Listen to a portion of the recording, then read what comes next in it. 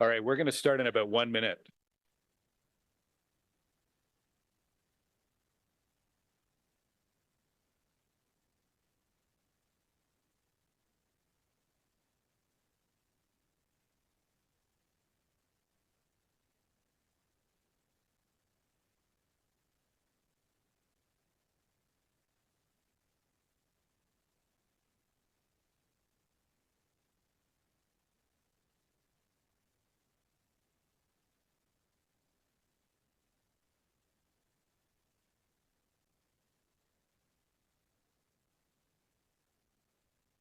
All right. Good morning, everyone. Nice to see everyone. Everybody here bright and early and ready to go. This is our Transit Commission meeting for Thursday, October 10th.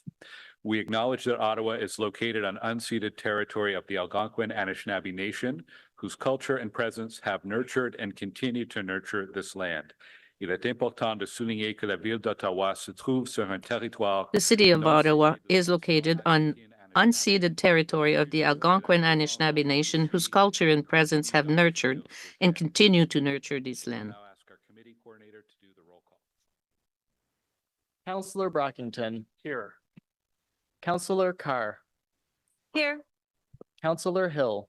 Present. Councillor Leeper. Here. Councillor Lowe. Here. Councillor Menard. Present.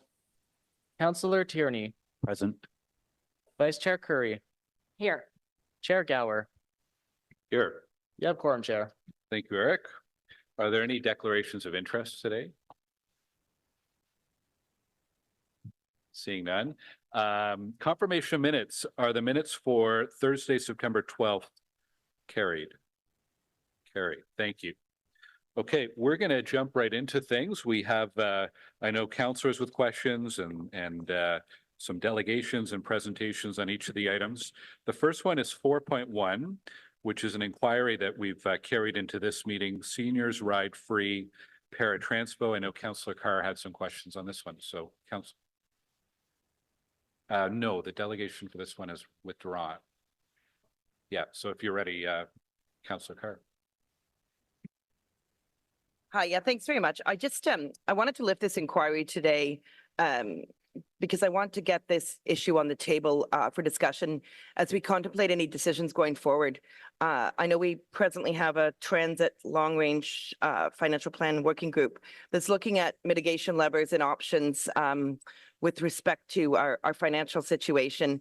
And that includes such thing as, you know, an equity lens when we look at passes.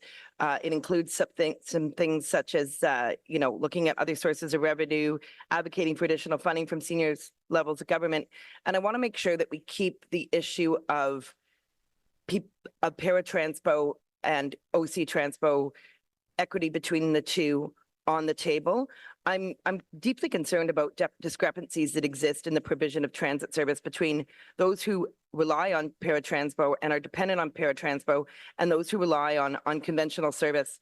And my understanding is that even though we have accessibility and human rights legislation, the technical reason we're not subject to any challenge in terms of providing free services to seniors on conventional transit and not free service, paid service to seniors who rely on Transpo is because technically these are considered to be two separate services.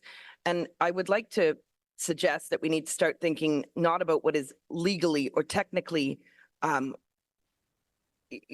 legally or technically the reasons, but what legally or technically right, but what is morally right. And I do believe that, we need to start taking a look. We have accessibility legislation in place. 27% of people identify with a disability. I think we need to start talking more about service offerings in general and considering the needs of para users.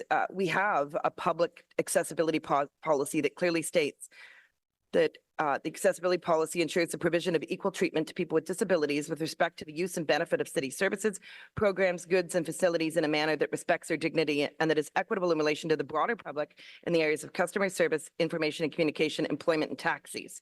So we're not covering off transit. And we're seeing Transpo users service on the rise. We'll see that today. Ridership of para is up. We heard a lot over the last couple of weeks about the need for students to have, students being vulnerable users. And certainly a resident of mine sent me a screenshot of a tweet where it was discussing that students should have 5-minute service because students have to stand. I had the privilege of growing up in Edmonton. I don't normally call that a privilege actually, but of being able to use LRT in my last couple of years of undergraduate. I never expected as a student that doesn't have a disability to get a seat on the bus. When I enter a bus, even now, I always look to see, are there people that need seating? And I tend to think of, on the LRT, do we have enough room for wheelchairs? Are there people that need a seat and not, I'm a student, I pay a lot, I need to have a seat. And I think we need to change our thinking. And I know I'm just, I am very concerned about this going forward. And I just have a couple questions for staff. On Paratranspo, what percentage of users have a monthly pass and what percentage of our revenue comes from daily use of passes? Thank you, Chair, for the question. Pat will answer that question. Merci. So far this year in 2024, our figures are that 47% of the fare revenue on Paratranspo was collected from monthly passes and 52% from single ride fares with a tiny 1% from other sources.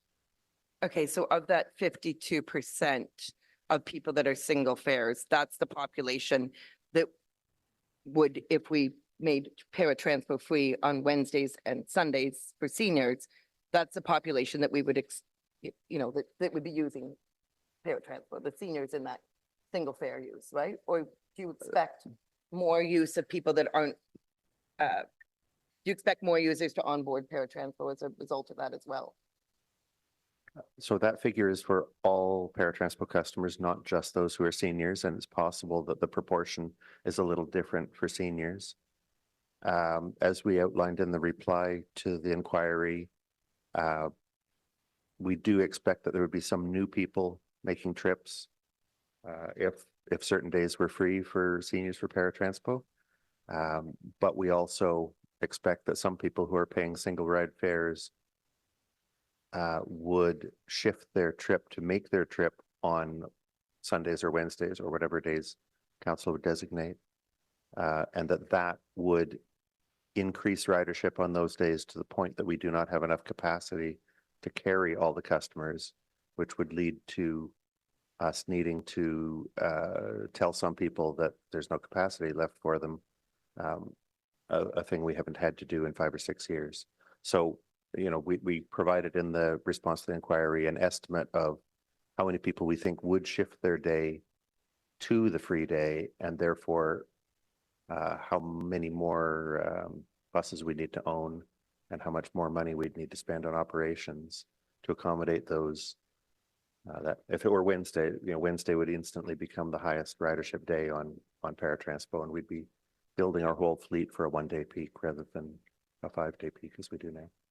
Okay, thank you. And in 2019, when we moved to have 2 free days, Wednesdays and Sundays for seniors, was it ever contemplated or costed in to include para users in that decision? My recollection, Chair, is that the decision to have free days for seniors was had many benefits. One of those benefits was to encourage people who are Paratranspo users to shift to the fully accessible conventional service if they're physically able to. And that would not have been an encouragement if there'd been free fares also on Paratranspo. There's certainly the discussion around the time included the practical consideration of that there would be overloading on the free days. Yeah, no, I understand the cost implications. Just, we do have people that are dependent on Paratranspo and don't have another way to travel, and it does concern me. Just another quick question, and I'll ask more of these when we do the para update. How many new paratransport buses are being added in? If you could just refresh me on that. And will that actually add incrementally to our current fleet of paratranspo buses as opposed to just replacing? Thank you, Chair, for the question. So the fleet of the para is composed by 86 buses. We will receive next year new para buses, and we will add 10 minibuses to be able to offer the on-demand service. Okay, and the on-demand service can also serve, same as when we ran the trial 28, people with, that are normally para users will have access to those buses as well. This is correct, Chair. Okay, I don't really have any more questions that I'll ask at this time, but I do think we need to do a better job about thinking about people with disabilities and providing a more equitable level of service. Councillor Menard? Thank you very much, Chair, and thanks to staff for the response to Councillor Carr's inquiry. It does seem a little strange on its face, right, that we offer free transit for seniors on Wednesdays and Sundays, but not if you're a senior on paratranspo. Just the I guess principle of it seems to be a bit odd that we don't. And staff have outlined why we don't and the cost implication. I guess the question for me is how do we make it more fair? What mechanisms is OC Transpo looking at to help alleviate some of the, I guess, the barrier that exists there? And I'm hearing very clearly from OC Transpo that there is an elasticity of demand. Fares matter. If you don't have fares, then a lot of more riders will ride our system, which is great news. So I guess, is there a plan for OC Transpo now to try to alleviate some of what seems like an inequity here for seniors on the Wednesdays and Sundays for people who require paratransfer service? And I say that very clearly, it's a requirement. It's not you can't just choose. It's a requirement for many people to get around. So is there any plan around, say, some reduced fares or even one of those days, say Sundays, that might be able to accommodate more seniors who require paratransport service, to increase the fairness for the principle of those Wednesdays and Sundays? Chair, with your permission, maybe next month when we will present the budget, maybe we can propose few things to try to work on this fairness or unfairness. Oh, that's great. And I think, the councillor's inquiry does keep the issue on the radar. We've got a transit forum tonight at the Student Association at Carleton, and there's lots of questions there about the UPass and, fares and service in particular. So I think everyone is seized with transit right now in our city, and I know we're all looking for some solutions here to help get riders back. So in this case, definitely be something to look at. And I know that there's been a lot of councillors have also talked about, those who are on ODSP and making sure that we are doing everything we can to have ridership made easier for those folks. And some of our systems adjusted so that they can take the bus where they need to go without a huge expense, which they don't have any. They have very little funds for transportation expenses. So look forward to more of this conversation, and thank you to the councillor who raised the inquiry. Hey, Councillor Brockington. Councillor Carr has unpacked a lot of issues stemming from the original inquiry.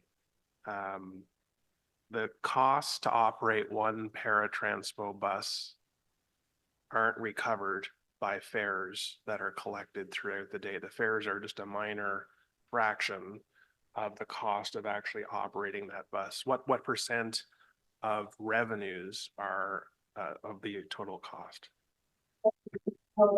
Mr. Chair, fare revenues cover about 9% of the cost of running paratransport service. So if we offered a free service on Wednesdays and or Sundays for seniors, the net cost to us would be marginal. We're really not talking about a significant amount of money. So I appreciate the GM's commitment to look at this further. Let's leave it with them, and we can discuss this further through the budget. But I've got to say, I've been on the commission now for 2 terms. I came to meetings in my first term when I was not appointed. There have been significant improvements to paratranspo over the last few years, many improvements. And staff need to have the opportunity, even if it comes back next month, to outline those changes from online booking to more customer service reps. The average wait times have significantly come down. We see stats that practically 100% of all trip requests are honored or provided. There's paratransport offers door-to-door customized service. And it's not perfect, and we know there are more concerns out there about scheduling and booking, but just in my brief tenure here, there have been significant improvements to paratranspo, and that has to be said. So I appreciate the initial inquiry on seniors ride free. I think there is some opportunity to explore this further in the 2025 budget, and I appreciate the staff response. Thank you.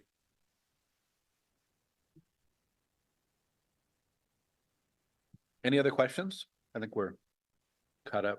Yeah, I think it's not so much fares here. It's making sure we have the capacity. Without the capacity, we're dealing with overbookings or unavailability of rides or significant late times. So good to understand what some of those factors are. Okay, we will move on to the next item.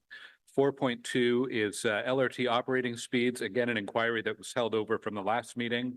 And Councillor Hill, you had asked for this one to be moved to this meeting, so we'll let you start off. Thank you very much, Mr. Chair. Thank you for including this report today.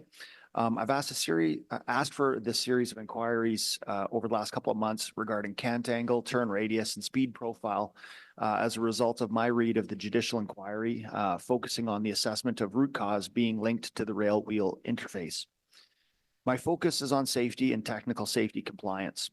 On that note, I know that the city commissioned an independent report on this topic from Mott MacDonald. Can you confirm the status of this report and our process of receiving technical feedback on the 2021 derailment root cause?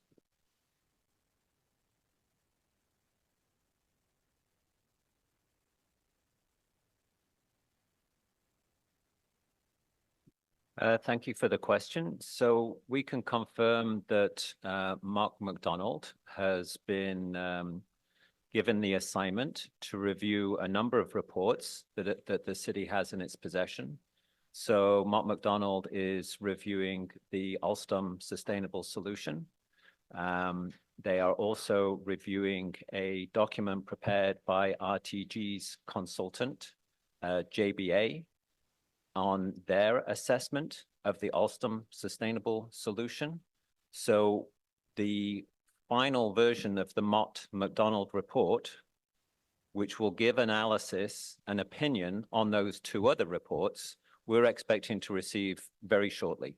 So we're in the final draft. Once it is finalized, we're expecting that we'll be able to make that available at the clerk's office for review by councillors. Okay, thank you. So we're kind of thinking within the next quarter. Thank you for the question. We're expecting certainly in the next quarter. Thank you. The design speed limits for the curves outside of Lees, Herdman, and Tremblay stations have been reduced on average by 10 kilometers an hour under the current temporary speed reductions. Why is such a significant speed decrease necessary to operate the train safely and avoid further derailments?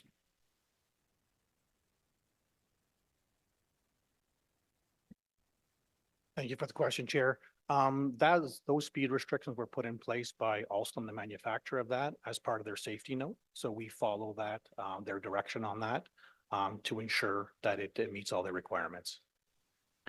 In general, what impact does operating trains at faster speeds across sharp curves have on the wear and tear of the vehicle or the bogie system?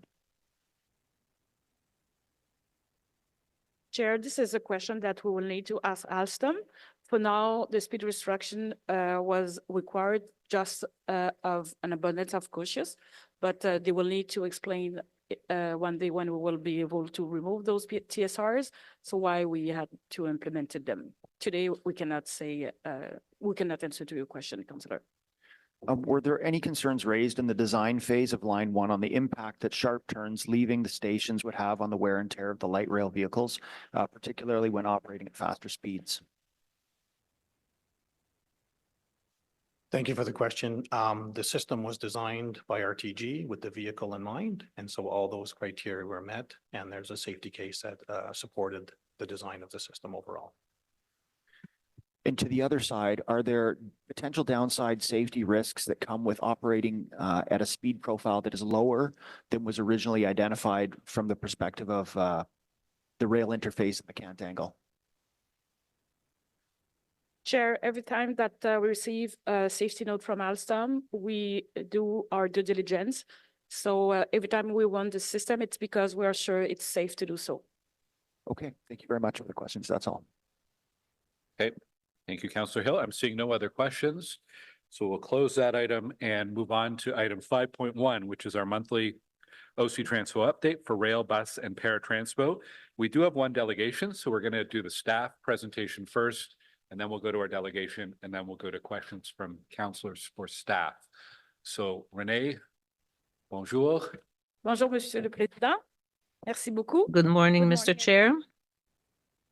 As usual, I'm very proud and happy to be here today with my team to present some important, I would say, updates and some good results. Next slide, please. I would like to start by providing an update on trial running from lines 2 and 4. As you know, trial running began this past Monday, October 7th. Trial running is scheduled to operate for 21 days and is designed to evaluate the system's performance, ensure safety, and confirm reliability under real-life conditions. So far, everything has been running smoothly this week. As I noted at last week's technical briefing, this is really TNEX's final exam.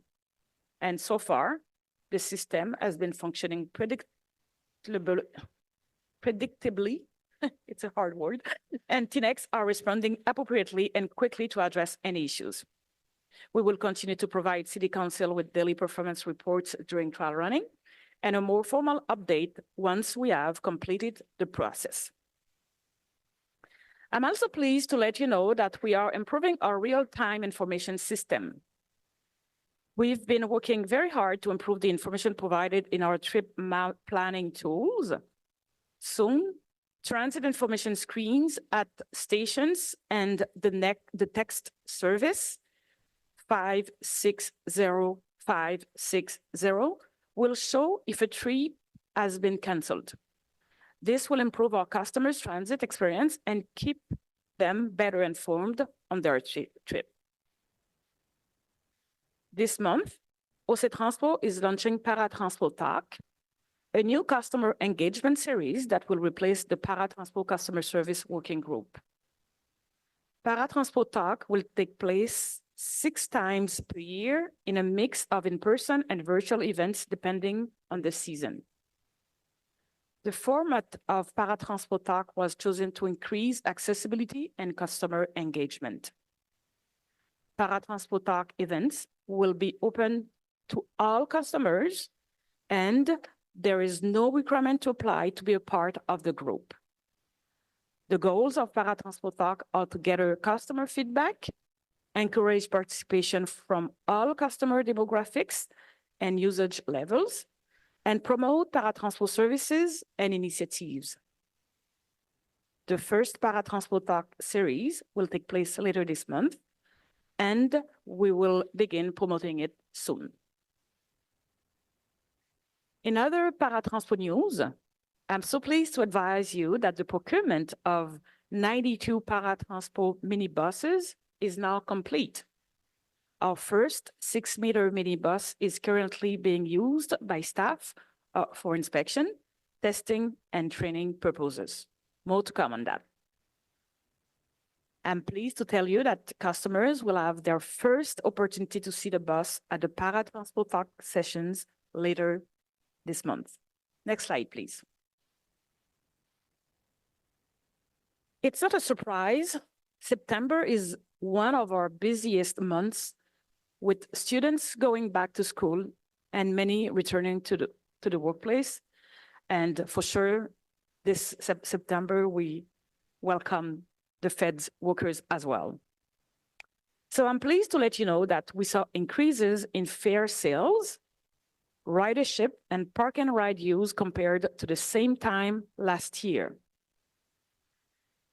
For fare sales, adult, senior, Equipass, and community pass sales combined are up to 24%. Revenue from single ride fares is up 27%. And more post-secondary students are eligible for the U-Pass. About the ridership, weekday bus boardings are up for 4%. Weekday line boardings are up 11%, and Paratranspo ridership is up 14%. Park and ride use is also up by 12%. We will report final September 2024 ridership at the next Transit Commission meeting, but we are very encouraged by these early indications and so happy to see people who are back. Next slide, please. As I mentioned at last week's technical briefing regarding lines 2 and 4 trial running, New Ways to Bus will now start in April 2025. We wanted to launch the network following the opening of the new train lines. Now that the train is likely to open late this year, we needed to make adjustments to our plan to ensure the success of the bus network.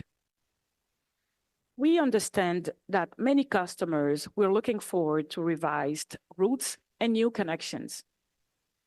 The spring launch will help ensure we maintain customer service and minimize impacts to customers over winter.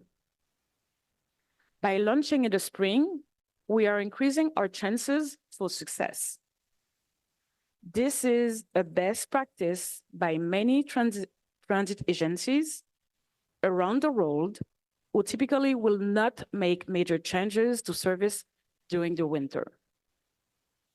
Other considerations that led us to a spring launch include major service changes during the winter would likely coincide with snow or freezing rain events.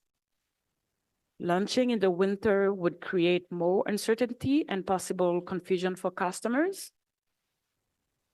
Customers will be able to adapt to their service changes better in spring weather.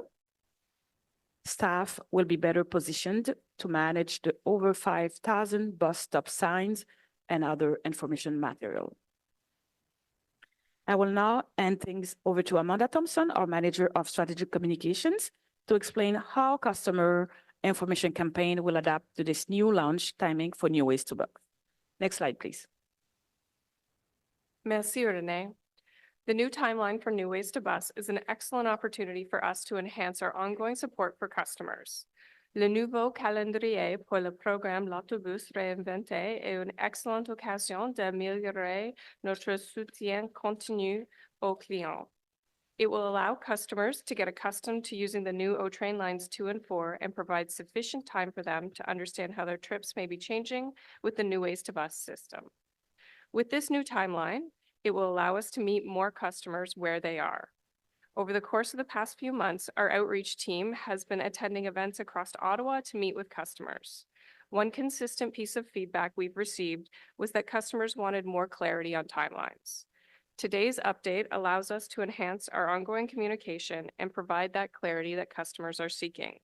So on your screens right now, you'll see the 3 phases of our campaign. The tactics in each of these phases will grow in scope as we get closer to launch and will continue a few weeks after the bus system is implemented in the spring of 2025. We've adjusted our campaign to take advantage of the new defined timeline, and I'd like to take a few minutes just to touch on some of the key items in that information campaign.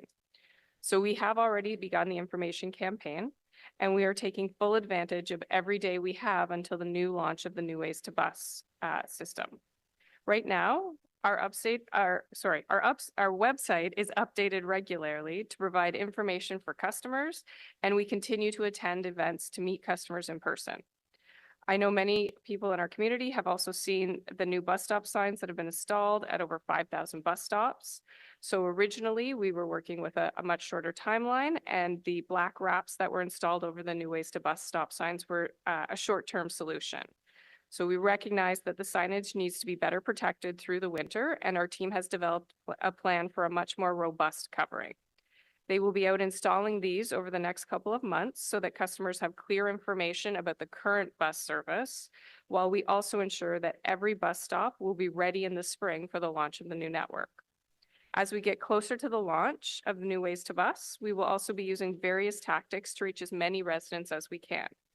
This will include multilingual advertising and community publications and more prominent features on octranspo.com, on social media, and other digital platforms and alerts.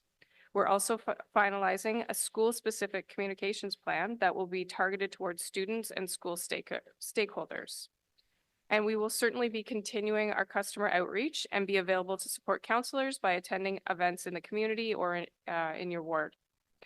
As we approach our spring launch date, every household in Ottawa will also receive a mail out, and that will ensure everyone is aware of the upcoming change to the bus system and can plan ahead. And then we know also that this spring launch date will mean that some of our university and college students may have left the city. So we will be continuing the campaign in some form or other throughout both the spring and the summer, and a revamped version will launch in advance of the fall and the return to work and school period, so we can ensure that we reach as many customers as possible. We will continue to be agile and adjust to ensure we are supporting customers as much as possible. Merci. Je vais maintenant passer la parole à Renée. Now, I'll give back the floor to Renee. Merci beaucoup, Amanda. Thank you so much, Amanda. I'd like to take now a moment and remind everyone of our goal to improve bus service delivery to 99.5%. I think you're familiar now with this wheel. This is an ambitious goal, but I know we can achieve it. Ottawa residents for sure deserve a reliable transit service. As you know, there are 3 key components to achieving this target: the New Ways to Bus network, bus maintenance planning, and recruitment. As I have mentioned in the past, if one spoke on this wheel breaks, the transit system fails to deliver the service customers expect. I've just provided an update on our New Ways to Bus network. We continue our efforts to improve bus maintenance processes and planning through our bus maintenance action plan to ensure our fleet is ready and available to deliver service to customers. On the recruitment front, I do have some good news. While we have had challenges in staffing bus operator positions, I'm very pleased today to be able to say our recruitment efforts have paid off and staffing levels have now stabilized. We are not hiring any more bus drivers. It's huge because the shortage, it's not only here at Transpo, it's around the world. My colleague and friends, they cut services because they don't have bus drivers. So we are very proud here at Transpo. We don't have to deal with this shortage anymore. We have the right level of resources to deliver our operations. By making improvements in all 3 of these areas, New Ways to Bus, recruitment, bus maintenance plan, we will reach our bus service delivery goal, which is an ambitious one, as you know, 99.5%, nothing less. Next slide, please. Look at these happy faces. We can go to the next one. There are just a few of our newest bus operators hired in the last few months. Since April 2022, our recruitment team has attracted a record number of bus operator applications through innovative marketing techniques, working with community partners, and attending numerous outreach events, career fairs, and trade shows. And these efforts have paid off. We have recently reached an incredible milestone of hiring 828 bus operators since 2022. It's massive. When I just arrived here, when we hired, let's say, 100, 150, it was a big year. 828 since 2022 that we have hired. Over a demanding 6-week training period, our dedicated team of trainers ensure that all newly hired bus operators are well prepared and safe before they officially begin to carry passengers across our city. Our recruitment efforts are continuing for other positions within transit, including mechanics and special constables. These are the people who will allow us to attain our bus service delivery goal, which is, you know now, 99.5%. Next slide, please. Okay, stay to the previous one. Sorry for that. I think you will forgive me, and with Chair Gower's permission, I would like to now take the opportunity to thank people who have made the difference on that. It's one thing to have a goal. It's one thing to have good ideas, and it's another thing to be able to deliver. Under the leadership of Ken Gordon, who could not be here today, unfortunately, and under the leadership of Olivia Meguenti, I would like her to stand up, please. I want to be able to present the tiny, tiny thing was behind this. Alana Edwards, please. Training and Workforce Management. Stand up and stay. Reste debout. Gord Pot, Training and Workforce Management Coordinator. Evie Radcliffe, Recruitment and Employee Management Coordinator. Anna Marino, Recruitment and Employee Management Coordinator. Please join me to applaud them.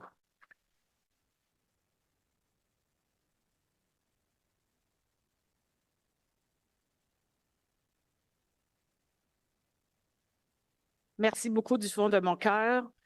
Je l'ai dit en From the anglais, bottom c'est of my heart, thank you so much. Without a good team, it doesn't matter if you have good ideas, it doesn't work. Now I'd like to ask Louis Duquette to talk about health and safety trains. Thank you very much. Merci beaucoup. Merci, René. Bonjour, Commission de Transport en commune. Je m'appelle Dwayne Duquette. Et je Thank suis you, everyone. adjoint- My name is Dwayne Duquette. I'm responsible of safety here at OC Transpo. I would like to take some of your time to provide you with information about health and safety. Actually, next slide, please. Before I start, I would like to point out that the data on this slide is current as of August 31st, 2024. To begin, I'd like to draw your attention to the top left-hand corner where we show our customer injury rate. Our SMS, or Safety Management System target, for level 3 customer injuries is a little over 1 per 1 million trips. At the end of August, we are reporting an annual decrease in the employee injury rate to 0.61 per 1 million trips. Currently, the top customer injury are related to embarking, and this means getting on equipment. Next, I want to discuss employee occurrences. Our safety management system target for employee occurrences is less than 7.57 occurrences per 200,000 kilometers. We are currently sitting at 519 for the year, which does put us in line to meet or exceed this target. I would like to remind everyone that not all occurrences result in an injury. The top 3 types of occurrences for this month are struck or caught, assaults, and overexertion. Assaults, as classified here, can include physical assaults, but also threats or acts and gestures. Finally, for this slide, we show red light infractions and speeding. Presently, we are trending towards an increase in speeding this year and a reduction in red light infractions. Next slide, please.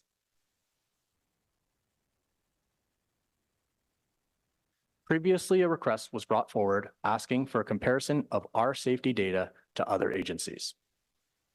I will now go through some of our findings, but before I start, I would like to mention that OC Transpo is part of the International Bus Benchmarking Group. This group provides confidential information on medium and large bus organizations located around the world with the purpose of learning from each other by comparing performance, sharing experience, and identifying best practices. I would also like to point out that this information is from 2022, which is the most recent available and is reported, and as reported on the slide, may not be a direct comparison as we have no control over other agencies reporting thresholds. Of the 16 agencies responding, 13 of the 16 have barriers installed on some or all of their fleet. However, not all barriers are equal. Some are half or 3/4 coverage, and all are primarily made of glass and plexiglass. OC Transpo ranks 13th lowest of the 16 agencies for passenger injuries. This means we had less injuries per interval than 12 other members. Next is vehicle collision rate. The positive news is we are among the lowest for vehicle collision rates on both the 1,000 vehicle hours and 10,000 vehicle kilometers. Unfortunately, we are among the highest agencies for preventable collisions and collisions with vulnerable road users. In an effort to reduce our vehicle collision rate, and of course, any other road violations, we have a number of mitigations in place, including our safety observation program, our Drive Able program, our one-day refreshers that was recently completed, and Geotab program, among others. Next slide, please. Finally, I would like to update you on the Fare Compliance Initiative. As most of you are aware, we initiated a fare compliance program last month. The program ran 4 weeks from September 3rd to September 30th. We had a total of 12 fare inspectors deployed across the system. The purpose was to educate, reduce lost revenues, and of course, protect the integrity of the fare system. Upon completion of the 4 weeks, we had issued 15 warnings and over 900 provincial offense notices on bus, rail, and at station. What isn't captured in these metrics, however, are the thousands of interactions and conversations the inspectors had with the public, where most of the feedback we received was positive. Due to the success of the program, Madame Amakar has asked us to extend it until the end of 2024, and we are pleased to accommodate this ask. Thank you for your time. Now I'd like to hand it over to my colleague, Monsieur Kirouet. Merci beaucoup, Dwayne. Bonjour tout le monde. Good morning. Today, we'll start with conventional bus and O-train ridership. As Renee mentioned earlier, final September results aren't available just yet and will be presented at the next meeting. But as you can see on the slide, for the 12-month period ending in August 2024, total ridership for that 12-month period was 67.7 million, which is an increase compared to the preceding 12-month period and a 11% increase compared to the same period a year ago. So aligned with the indicators we're getting for September that ridership is generally increasing year over year. Since our last update, the ridership has actually exceeded our provision. In September, the number of Paratranspo clients had 73,300 rides. So we have more trips than the previous month, and 15% higher than the previous year. So a great increase of ridership compared to the previous year. Next slide. Here we have our measures for on-time performance for both conventional bus and paratranspo. Working from the top down of the slide, we can see that regularity for our frequent routes, shown here in blue, was 79% in September 2024, 1% higher than for the same month in 2023.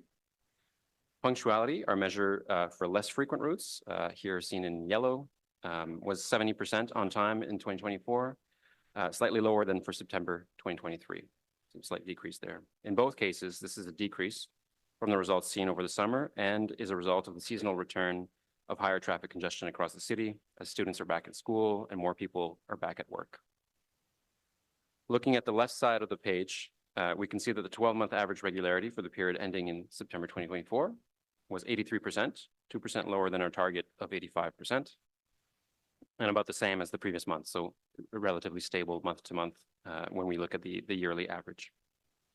The 12-month average punctuality for the same period was 75%, 10% lower than our target, and holding steady again from the previous period. As we've mentioned in previous presentations, the implementation of our new bus network next year is anticipated to increase both regularity and punctuality of our service, as running times and deadhead times have been further calibrated.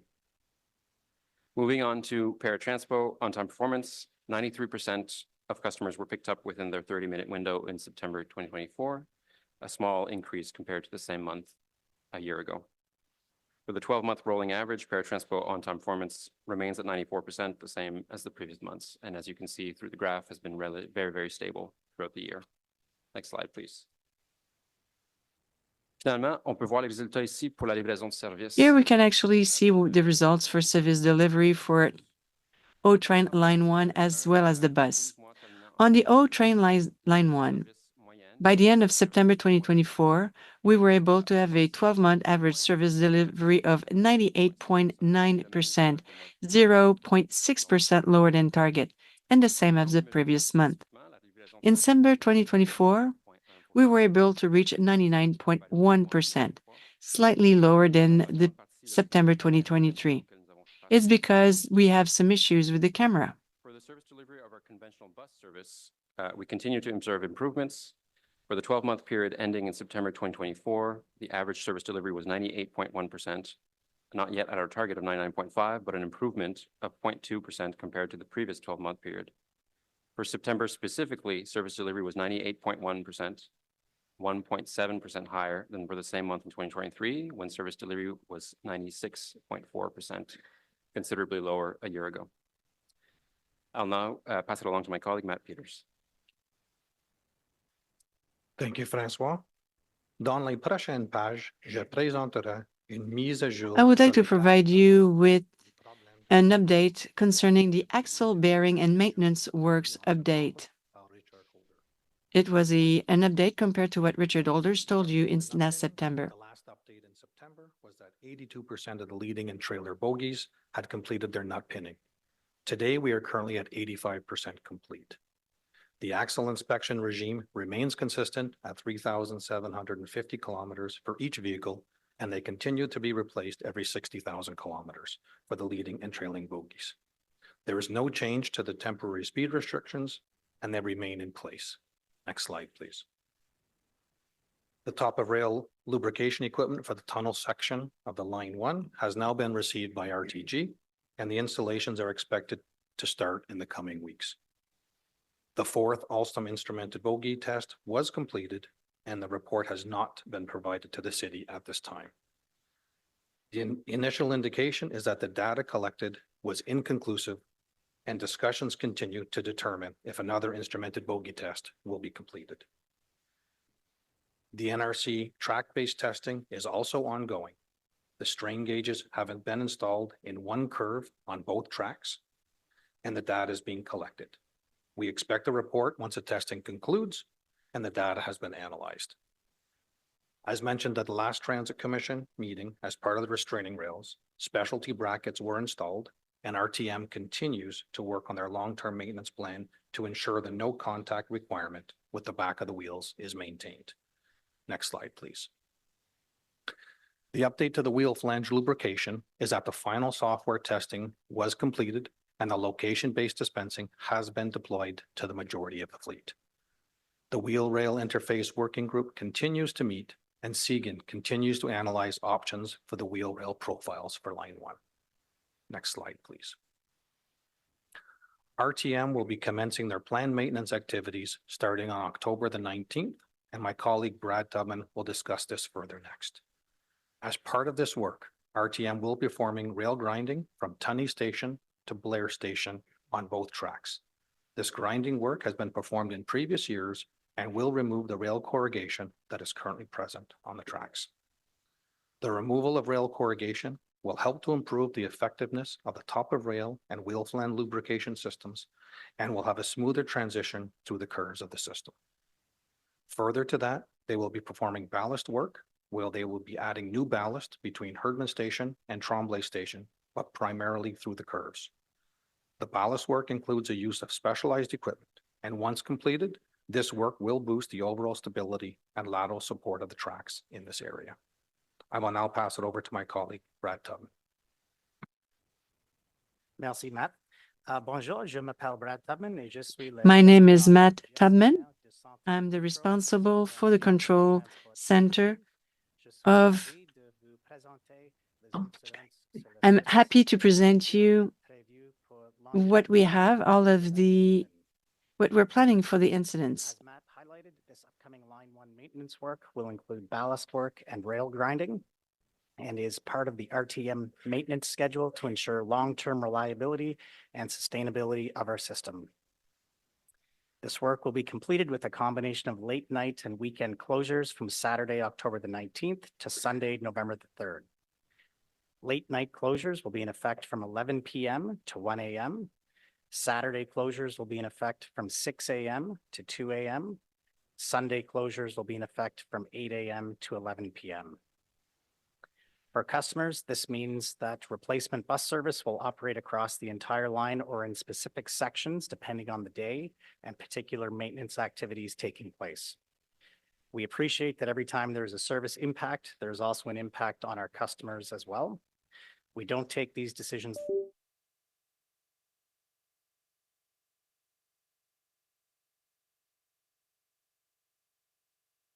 We thank all of our customers for their patience while we complete this work to enhance the system. Next slide, please.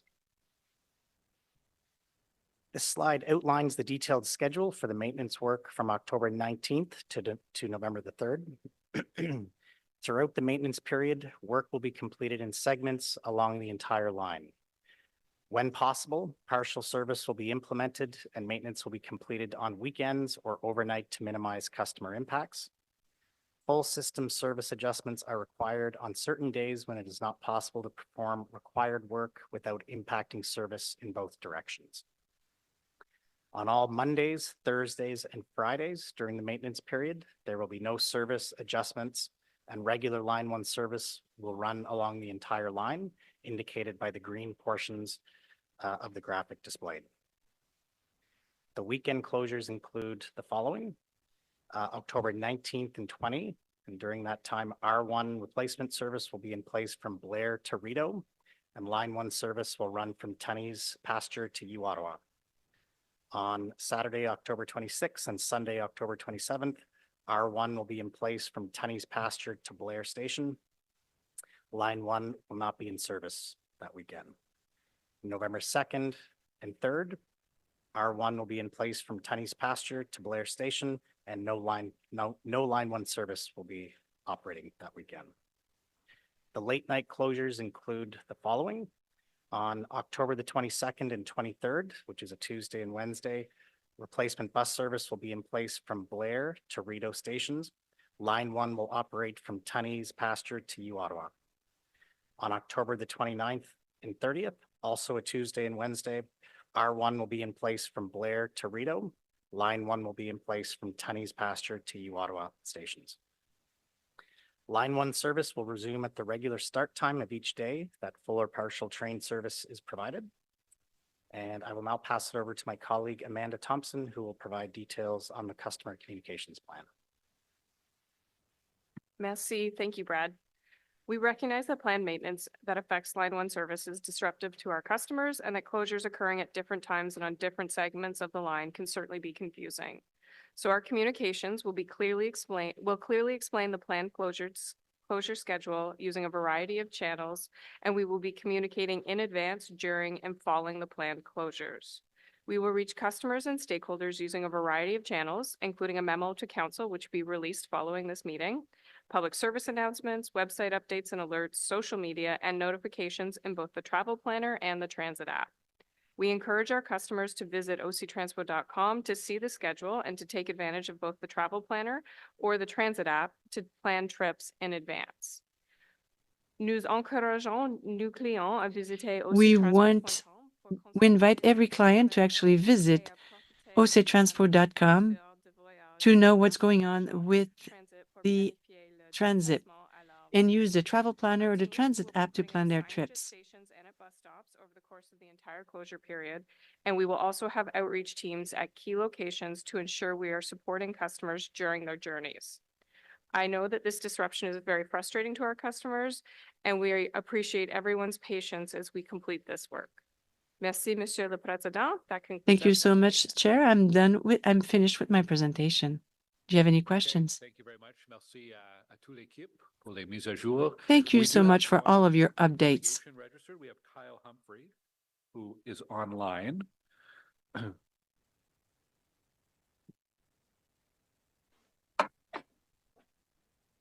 Good folks. morning, Kyle. How are we today? Good, good. So you'll have 5 minutes and you can start whenever you're ready. Okay. Hi. Thank you very much. A couple of issues today. Where do I start? I recently received a letter with regards to Paratranspo and how Paratranspo has not been kept up to service or kept up to par with the rest of OC, and that came from someone who came into Ottawa to do their job. So we're now affecting people from around the world, and that's been happening for years. Unfortunately, no one's been loud enough to say anything about it yet. So really hoping that we can step things up and get things going with regards to taxi service, with regards to same day booking, as I think I've been saying for now 6 years, and with regards to making sure that Paratranspo users don't have to rely on a taxi service. And I understand the fiscal and financial benefits of taxi, but when Paratranspo users book for a ride that doesn't sit them at a 20-degree angle, and then have them on a back of a van, where they leave that van with back pain and more back pain than they went in with, which in my case, I have MS, so I go in with back pain anyways and leave with plenty more.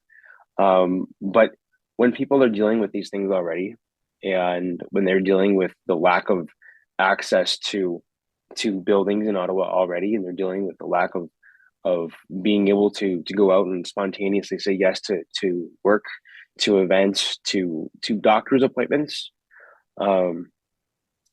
Paratranspo users have sat quietly for a long time.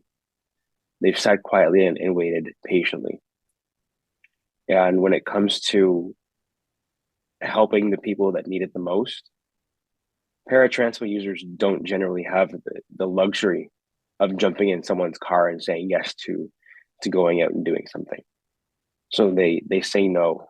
They don't have the luxury of last minute jumping into a transit meeting, at City Hall. So the fact that you're doing this is wonderful now, but we need to move further.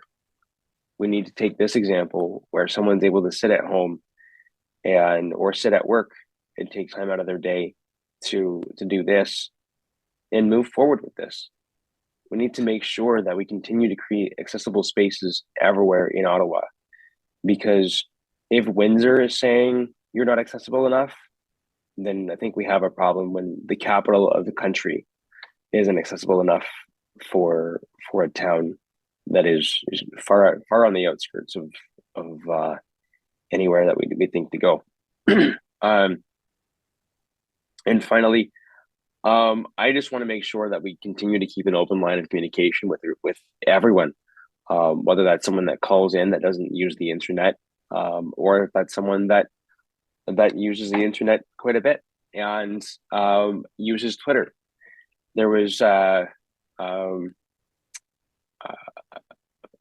issue. There was the online booking site being fixed, and OC Transpo decided that the way that they would communicate things was going to be through the OC Transpo helps page, the Twitter page, where I don't think I've ever seen anything besides bus cancellations on that page, and OC Transpo bus cancellations. So for someone to be expected to follow that Twitter feed as well as the main Twitter feed for OC Transpo is absolutely ridiculous. And I would like to see either a Paratranspo Twitter page created already, or let's have someone use the page that everybody follows. Let's have someone use the page that everybody understands. That isn't, I canceled the 55 3 times in a row. So I'd really like to see communication. I'd like to see community involvement with Paratranspo users, which I know is coming. And I'd really like to see councillor involvement. I'd like to see councillor involvement in all facets of Paratranspo, because I know that every single person here has someone that uses Paratranspo that is affected in their part of the city, and I know that because I've been to every. You're at time, so I'm going to pause you Yep. there. No, I'm done. I'm done. I just wanted to make sure that everybody understands that everyone has someone that uses Paratranspo in their part of the city. That's all. Thank you. You do have a question from Councillor Carr. Yep. Hi, Kyle. Oh, can I go ahead? Yes. Okay. Thanks very much, Kyle, for being here, and I appreciate your ongoing advocacy. We've seen an uptake in ridership on Paratranspo, and I know you've been an uptake since last year. I know you've been an advocate for a long time. Have you noticed any improvements? Are there any improvements to report on with respect to Paratranspo? I know we have a long way to go. Mm-hmm. Let me walk you through the past 6 years, and I can do it really quick. Improvements have been everything that people have fought for in the past 6 years. From the online booking, which took until the beginning of COVID to launch, and then once COVID came, it was launched, and now we're not entirely back to where we were before. We're almost there, but hopefully these numbers in terms of booking times will continue to keep up once we're aboard back at full capacity. I have noticed the overnight booking is nice to have, at least nice to have access to for people to be able to say yes to. Now we have to work on making the city accessible, but that's a different committee. Yeah, I want to make sure that we can continue with the Presto readers. I know that having access to just bring your Presto on the bus is great, but the number of times I've walked off the bus forgetting my Presto card that the driver kept is getting out of hand now. I now have to go replace my card, and there's been an issue there as well. I've now paid $20 or more in the past few days just to be able to take the service. Again, I'm on ODSP again. And then looking forward to seeing things come out with the Ottawa Senators, and now that they have new ownership and the buses that people continue to get to there, and I see that there's a lot of people taking the bus again. So Paratranspo users are relying on on this service, and I look forward to seeing what they can do. I hope that answers your question.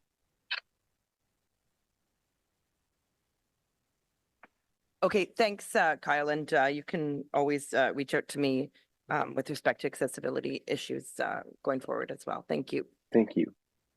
Okay, thank you, Kyle, for your presentation and bringing your perspective to committee. Appreciate it. Thank you. Oh, Councillor Brockington has, oh, for staff. Okay, Yeah. Thank you, Kyle. Take care.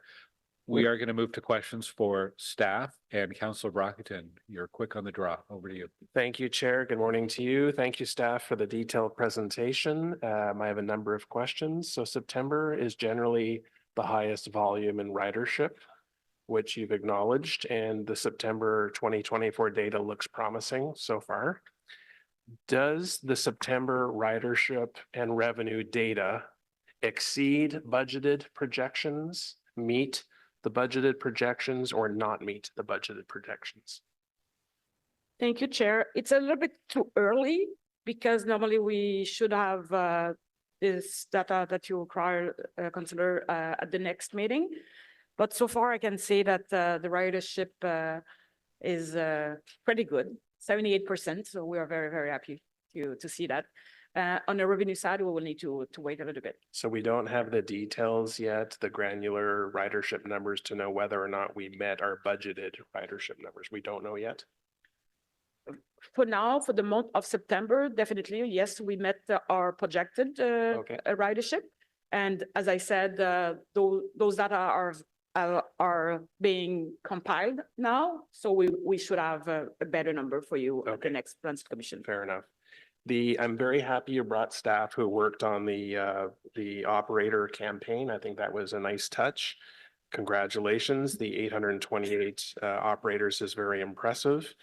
You had indicated the campaign is over, but I just want to clarify, we are always going to be in a hiring mode. There will always be attrition. There will always be retirements. We will always continue to hire bus operators year after year. Chair, this is correct. And we'll have our plan, resource plan at the beginning of each year. And this is where we will know how many we need, when we have to hire them, but it will be a handful of people that we will need. It's not a huge campaign. Okay, fair enough. The employee occurrences data, very much appreciate that. The physical assaults or the acts of violence gestures, how many of those incidents were reports or filed with the Ottawa Police Service?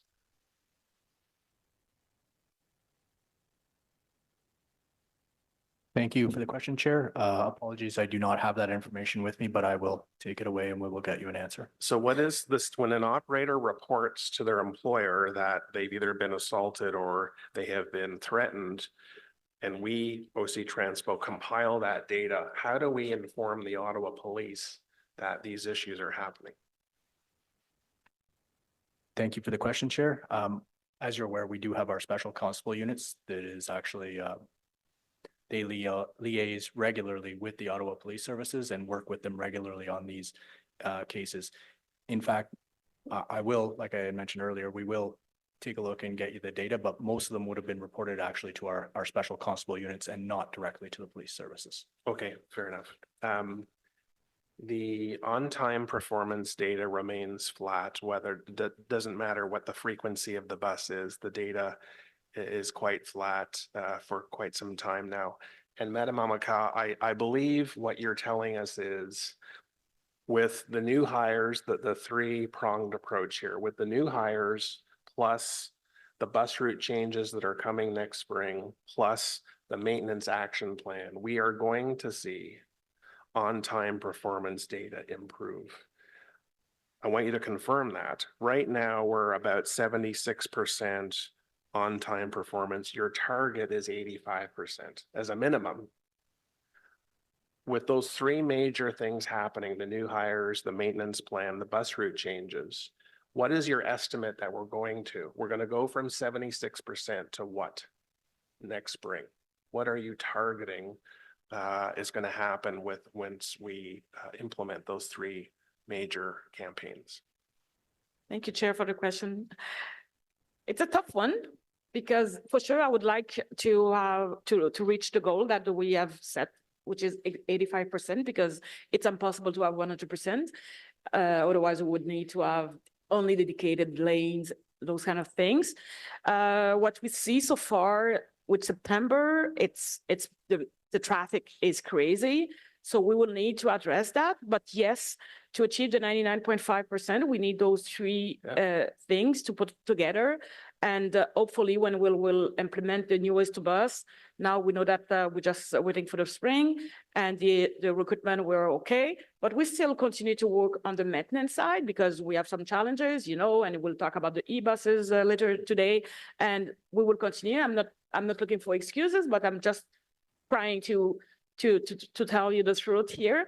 But yes, we will see a huge improvement, but we are very close to the 99.5. And with my experience, I can tell you the last 1% is very, very tough to achieve it.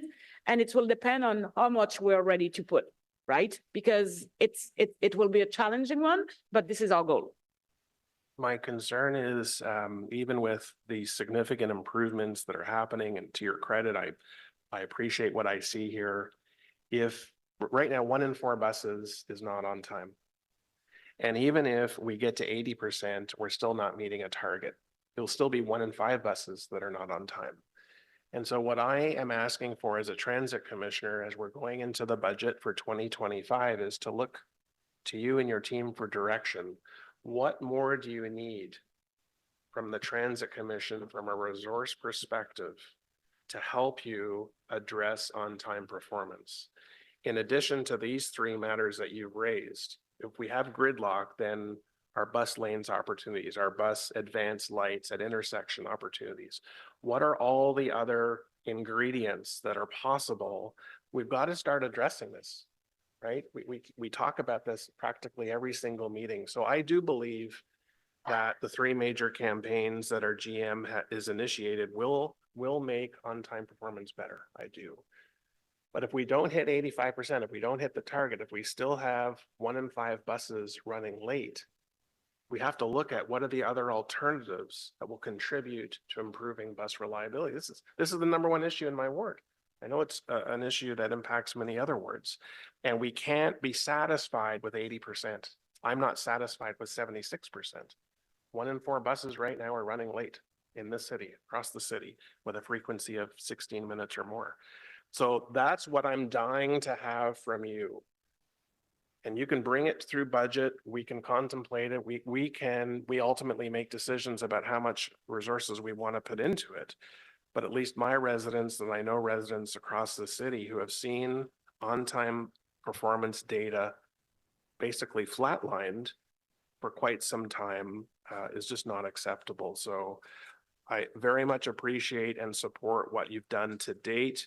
I just have concerns that I think we need to do more to get us to your target and to go beyond. And I'm please bring that information, bring that through budget, bring us a plan that has a whole bunch of options that we can consider, that we can implement. That continues to be #1 concern in my ward. Thank you, Chair. Councillor Tierney. Great. Thank you, Mr. Chair. And just to be clear, we're speaking on the presentation, nothing related to e-buses till the next item. Would that be correct? Correct, e-bus. Okay. So first of all, congratulations on the operators. I think that is good news. We're all very excited about that, and I commend your staff for that. It's great news. This has been a long-standing issue, so I'll start with that. When it comes to the East End, I was really hoping, and I know you don't want to put anything out there because, of course, if we don't deliver, it becomes problematic. So the East End, which is obviously the much more far complicated versus the North-South, which is essentially a diesel line. It's a different technology, not the same. Last update, I believe we heard June is most likely the time frame, possibly, but there was no commitment. Have we seen anything? Because now the excitement's building. We're seeing the testing end to end. That's great. Do we have any new updates? Because June is the last one I've heard so far. Chair, with your permission, I would like to maybe to wait for the next subcommittee LRT because we'll have a thorough update. What I can say, last Saturday, we were so happy and so proud to see for the first time a train from Tunis Passer to Trim. Yes. So this is a very, very, very good improvement. And but we will provide you a full detailed update. I think before the end of this year, we should come back, if I'm not mistaken. I'm looking at you, Richard. We'll come back. I think we have another subcommittee LRT before the end of this year for sure. Yeah. Yes, we can certainly come back with more information on the expected timeline for the east extension. Okay, great. And I'm asking some other questions based on some of my council colleagues in the East End, and I asked this last time about the new ways to bus. I think it's exciting. I'm very glad we're going to do this effort to get the mailings out. I'm creating some animated videos because people, they don't like reading, they like pictures, and I don't blame them. I'm the same. So creating some new animations and preparing my community for the future, which is actually going to be a great improvement. I'll have more of a discussion on the busing and the high capacity component later on when we get to the e-buses, because as the chair explained, that will be in the next item. I do have a concern about the high capacity busing, but I'll save that for the next part of the discussion. That being said, you were mentioning April is the launch point for the new ways to bus. I assume that's based on a seasonal schedule. And as Councillor Dudas, myself, my other East End colleagues, we're concerned if we don't launch them in tandem, the East End extension and the new ways to bus in the East End that have direct connections to the station's more spoken hub, that there'll be problems. So what are we looking at launching the new ways to bus when stage 2 light rail is opened within a very short window, or would it be based on seasonal schedule? I asked this last time because seasons are long and I'd hate to lose out on the advantage of having the new ways to bus when that line opens. Thank you, Chair. Pat will give you a detailed update on that. But the only thing that I would like to say that we don't normally wait necessarily a season to bring a change. The only thing it's with the new ways to bus, because we have so many stops and it's a huge change because we have reviewed all the network. So we cannot implement those changes during the winter time. For the East, when we will open the East extension, it will be an easy change for us, even if it will be a lot of maybe new, I would say, new habits for people, but we don't consider that as a huge one. Okay. So no matter what, when it happens, we will be able to implement it. I don't know, Pat, if you would like to maybe have had more comments. Thanks, Renee. I was just going to say more, Mr. Chair, specifically in the area of Councillor Tierney's ward. There are some route changes which will come into effect with new ways to bus in April. There will be some further route changes that would take place at another time to fully tie in with the east extension of the line. So, you know, these two dates may be getting closer together than they were in 23 when we were looking ahead.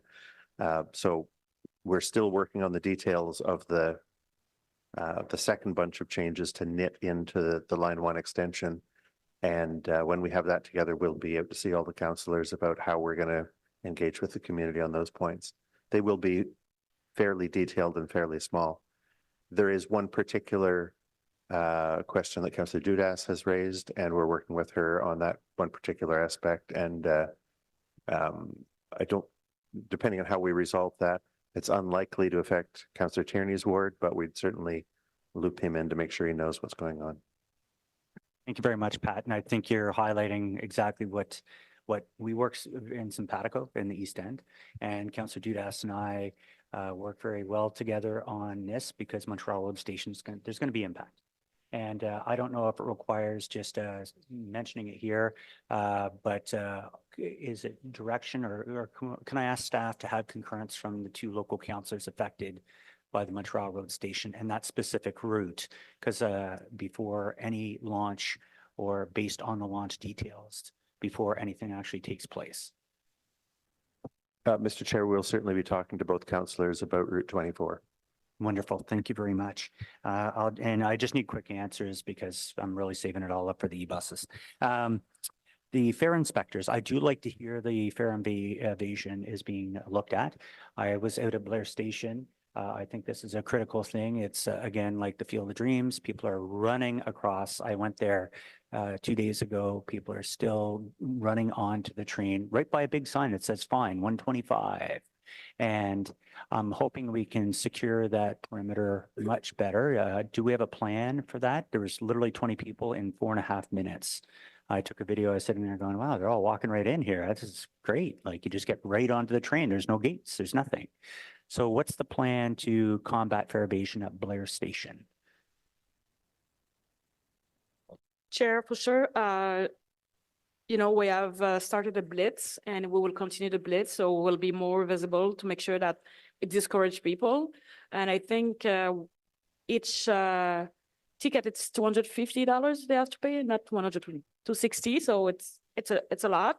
And good news now, the province will bring it back to us. So this is great. So that's why I asked my team to continue the blitz. And we will be very aggressive on addressing that because people need to pay. Absolutely. And on that note, you raise a good point. So first of all, the sign has to be updated in my area because it reflects the lower number. But second, how much do we actually, because we have to pay our employees to actually do the fare evasion. There's a whole series of things. How much do we actually get out of that aspect of things, because it is a provincial act that we adhere by? Unless I'm wrong, please correct me. Are we going to see a bulk of that money coming our way? Isabel, I don't know if you have this answer, but for sure in the past, the province used to send something to the city, and it was transparent for us. But now a decision has been taken that we will receive what the province will give, but we will not receive the entire 260 per ticket, but at least we will receive something and we will be able to have more inspectors to make sure that we address the problem. That's excellent news. And when it comes to special constables, how many special constables do we actually have on our roster right now?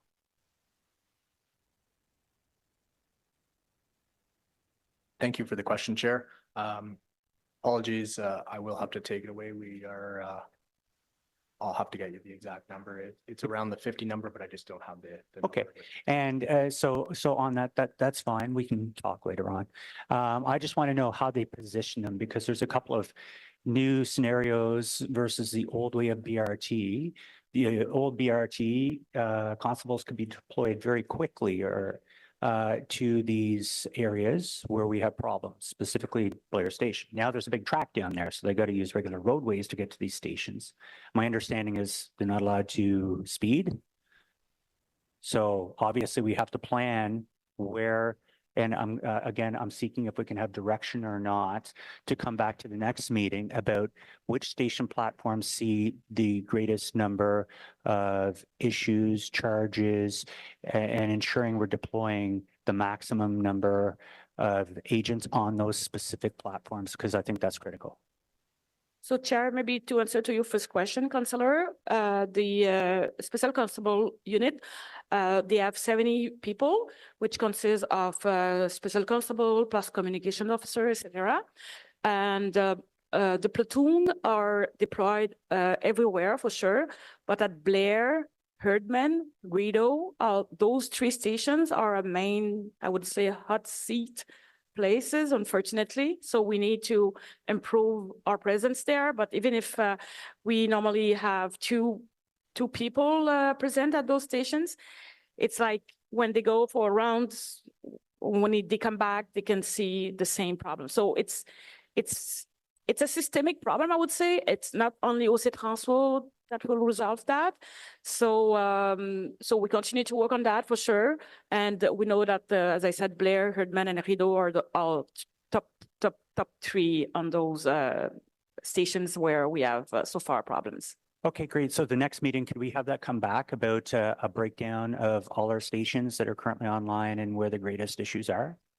Absolutely, yes. Thank you. Yes, Thank you. yes, And- Chair, yeah. And it just came to my mind. I was looking, trying to look at actually the 125 sign is related to them crossing into the zone.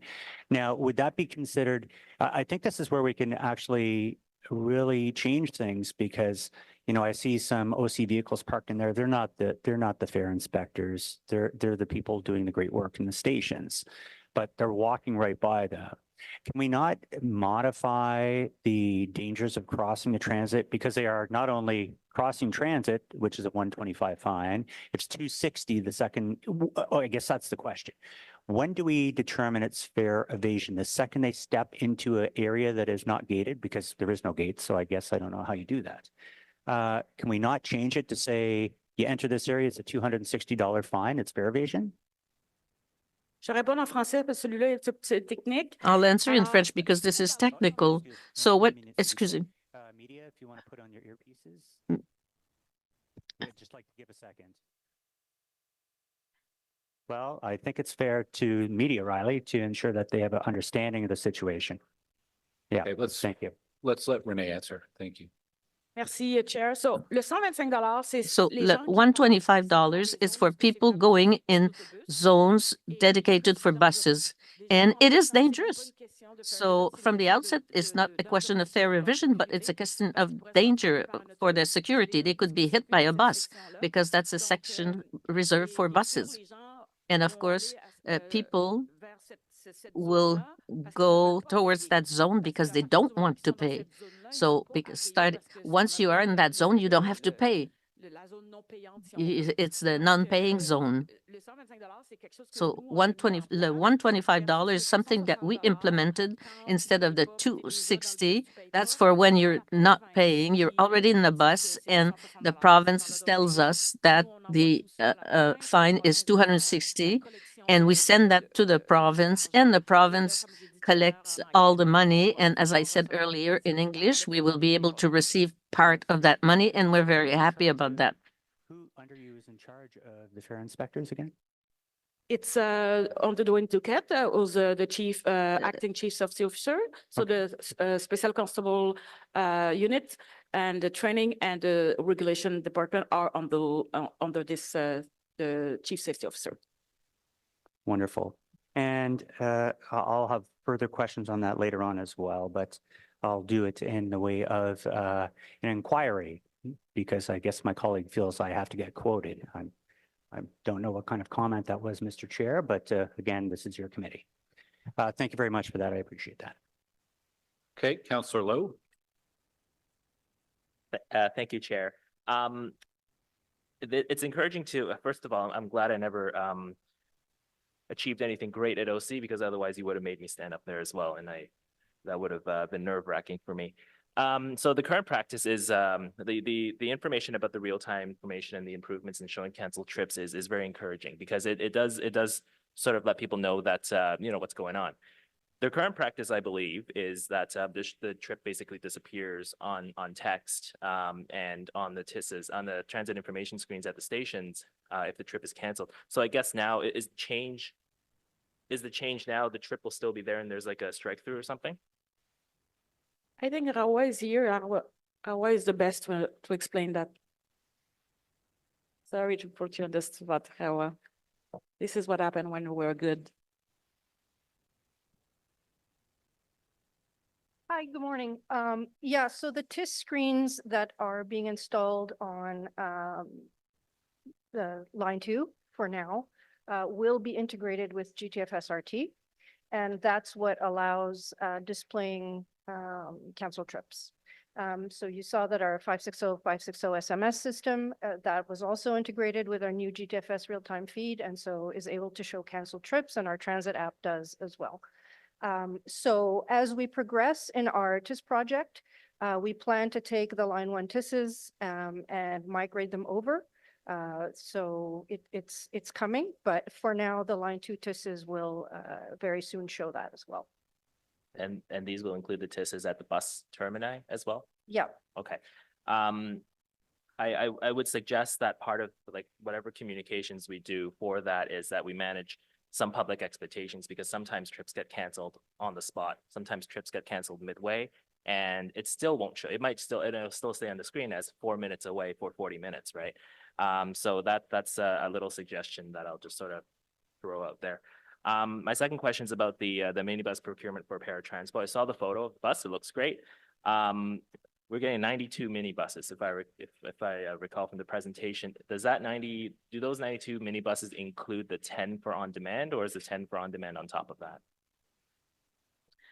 Chair, they include the 10 for the on-demand, and I said 96 provincial, but it's 92. 82 for paratransport and 10 for the on-demand. Okay, thank you. Is that, we're noting that in every time that you're showing us paratransport ridership, it's often exceeded targets, and it continues to increase. So will replacing 1-for-1 be enough going forward, or considering that we're taking advantage of a procurement, right? Would replacing them 1-for-1 be enough for service delivery? Do you see it? Is there a need to maybe expand that fleet? Chair, I think in Ottawa we are very lucky because our network is fully accessible. So it's not only with the paratransport, but for sure, because those buses will be new, hopefully they will be more reliable, and that will augment the number of minibuses compared to now, where they are very old, those buses. But I want to encourage people to take as well our public transit, because it's fully accessible, which is a very great thing that we have here in Ottawa. Well, no, I understand. Thank you. Moving on to the data about where we're comparing ourselves with other 16 other transit agencies or something. Can you share what other agencies are on that group? Because if we're comparing ourselves to something like Barrie or Leamington, that's sort of problematic for me from a data standpoint. But if we're comparing ourselves to like similar orders of transit agencies like TTC and STM, then at least that gives me some comfort in that data. Thank you for the question. Unfortunately, we cannot share where the data is coming from. I can tell you though that it is medium and large bus organizations around the globe, and we are considered a medium organization. Okay, thanks. That's good. The assault data, the assault data for this is just a point of clarification that I want to seek. The assault data on operators, is that all transit employees or just operators?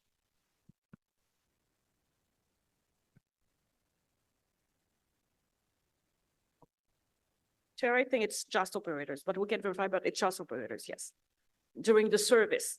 So they are, maybe we could have a supervisor as well. I don't know, Troy, are you aware? Yeah, that's a great question. The majority of the assaults that we're seeing are with respect to operators. They're the largest number of employees that we have out in the workforce. But we do have a small number of assaults that do occur to other frontline staff. It could be it could be our supervisors, as Madame Emilcar mentioned, as well as our special constables who are responding to these events.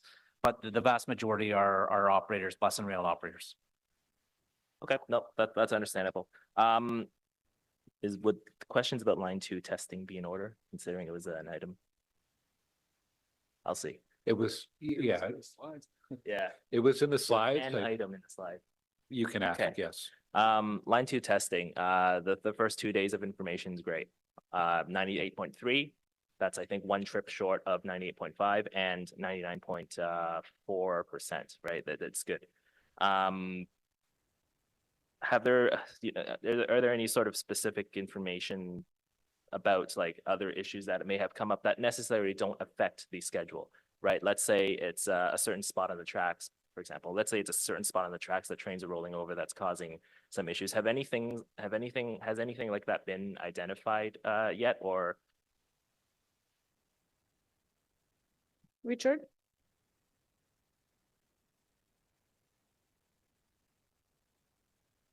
Yeah, thank you for the question. So there are issues that are being seen out in the field, but That's what we see every day also on Confederation Line. So we're going to expect that there are going to be issues that that need to be resolved by the technicians on the vehicles or by the technicians at the stations.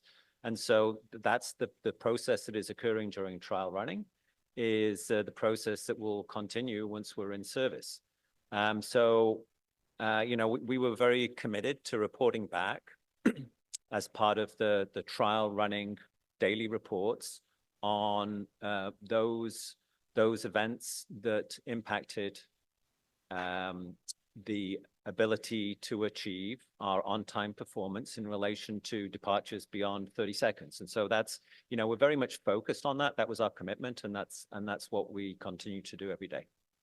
Okay, thank you. No, at the next LRT subcommittee meeting, I'll probably ask some more pointed questions about ongoing things that, like I said, like maybe you're rolling over a spot of weird track that is causing extra wear and tear, but doesn't necessarily impact the schedule for that day, right? So I'll point it when we get there. I'll keep it to that meeting. My last question is sort of about the New Ways to Bus campaign.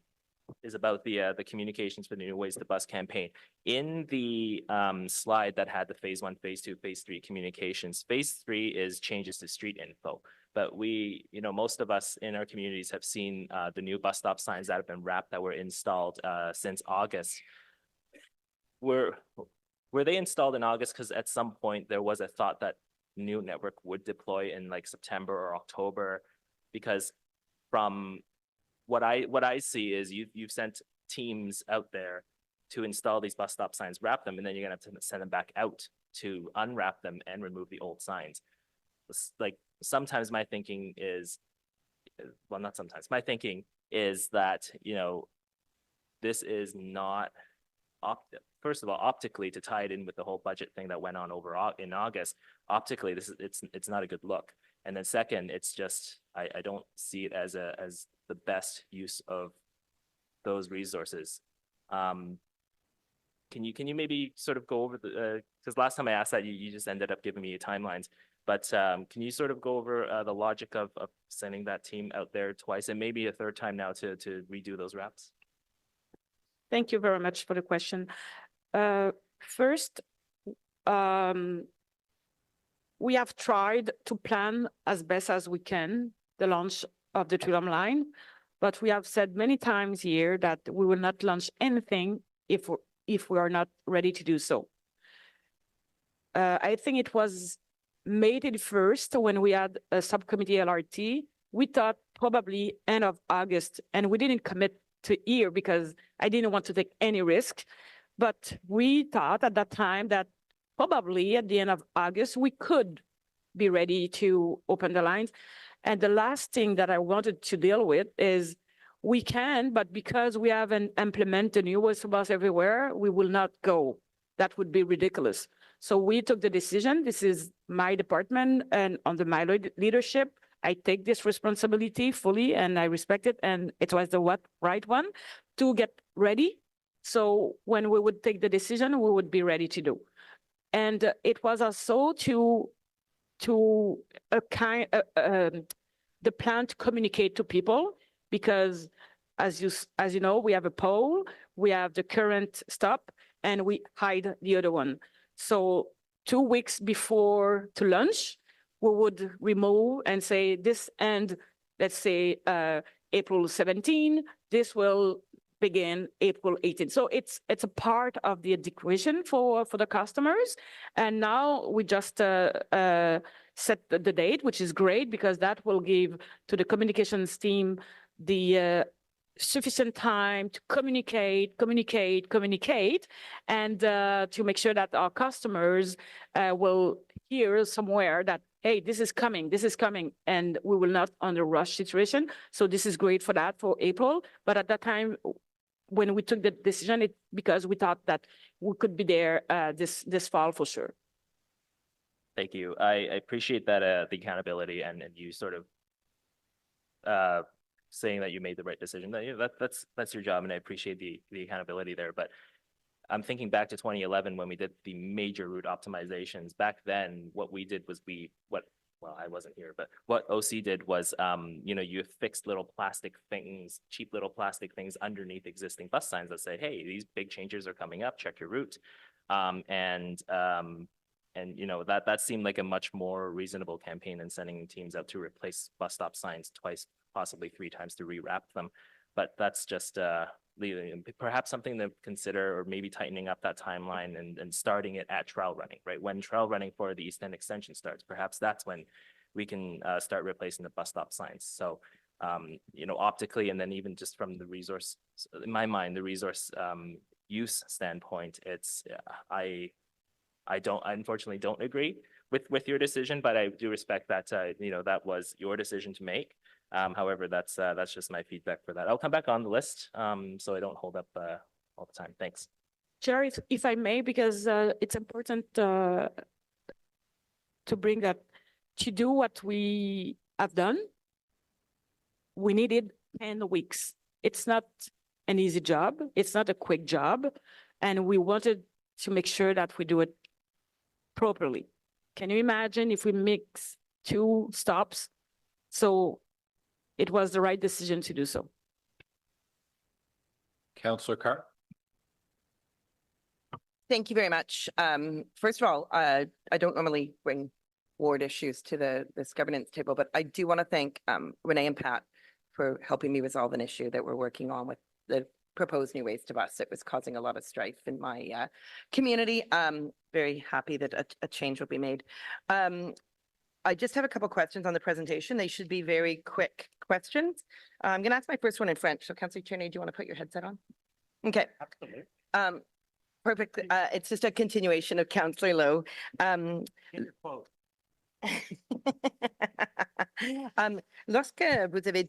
So when you said that you finished the purchase of the Paratranspo minibus, did you finish with the order, or do we have the confirmation date of the arrival of these minibus? Answer: yeah, all the documentation is completed. We even know who's going to deliver these minibus. So we're working with a virtual link. We're expecting dates for delivery, and discussions are ongoing. Question: do you think that we will receive them before the new ways to bus?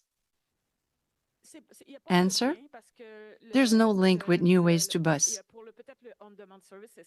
Maybe for the on-demand service, but we knew it. We know that the minivans will be used at the end. We're going to actually put a priority on Paratranspo. We really want to improve Paratranspo service. When we're going to be receiving the 82 new buses for Paratranspo, we're going to be using the last 10 for the on-demand service. Question: we're going to be losing some bus circuits, so thank you very much for your answer. Let's switch to the other language. Sorry. With respect to the September service update, it said adult, senior, Equipass, and community pass sales combined are up 24%. Is there any breakdown of those passes? Like, are we seeing a bigger percentage of adult passes being sold or Equipasses? Like, can you break down the 24%? Like, does that make sense? We do have those numbers, Chair. I'm just trying to pull them up here on my screen. So if you give me, my Outlook seems to have been frozen just now. Okay, I'll let you unfreeze that. And I wanted to know, we talk about revenue from single ride fares being up 27%. Do we get a breakdown overall? Like, I know, adult passes or adult single day is one particular fare. We have fares for different groups. Do we know what the average fare is when we factor in free rides and that sort of thing? Like, an adult ticket is $375, is it now? $385? Mr. Chair, we can break that down to some degree. Not 100%. The cash is just cash. We can't tell exactly how that was, but any of the things that were credit card taps or Presto taps, we can break that down. what I'd suggest, Mr. Chair, is if the councillor has specific questions, we work directly with her and decide whether we need to share it further. Would that work? Yeah, absolutely. With paratransport ridership was at 14%.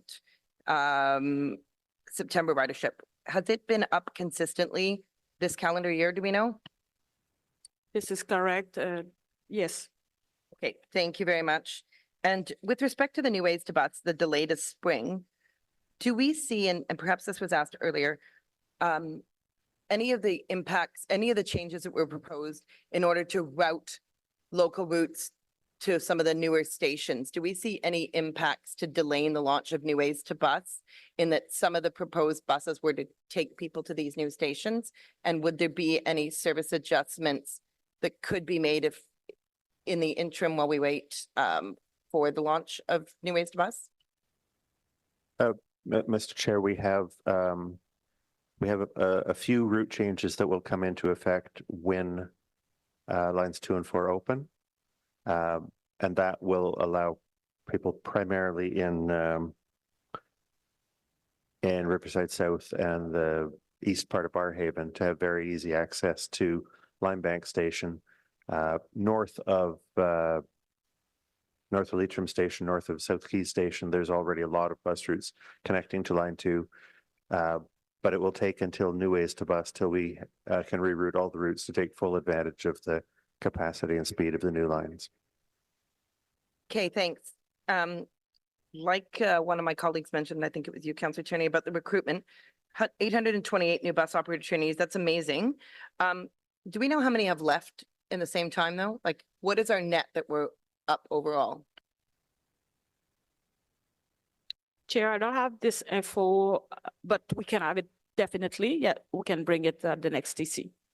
Okay, excellent, thanks. And then my colleague also asked about fare enforcement. He was reading off my notes. So I just want to ask a question. We don't get any, I know there's no way to break down the data about who's getting, who's getting fined, right? Because we do have concerns if people are, just skipping out on fares, or if they are generally in a position that they can't afford to take transit. There's no way of getting any data on that, is there? Thank you, Chair, for the question. And you are correct. We are not allowed to collect data on people's, I guess, like, I'm not sure what the right word, but lifestyle or position there. We are not allowed to collect that type of data, nor would we be allowed to share any of that. Okay, and currently the fines go through the province. Do we, I know we only get a percentage of those funds back. Do we get data on how many fines were like challenged and they didn't have to pay? Do we get any of that data back from the province at all? Again, thank you for the question. At that time, I do not have that answer. This is relatively new to us, but we can look into it and see if if that data will be available. Okay, perfect. And when we talked about the fact that it's moved, like it's still going to be issued, like it's still going to be a provincial offense. It's just that we're going to be getting a larger proportion of the funds back. Is that, I didn't quite understand the change and when that would take effect.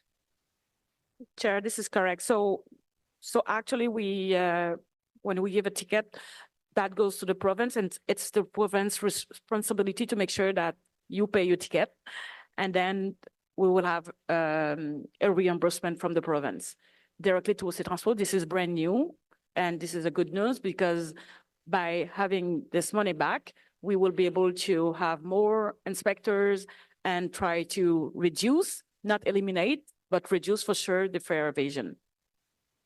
Okay, excellent. And when you talked about there being a fare compliance blitz until the end of September, but we have these fare inspectors, so we're no longer blitzing? Were there people that were hired temporarily to blitz?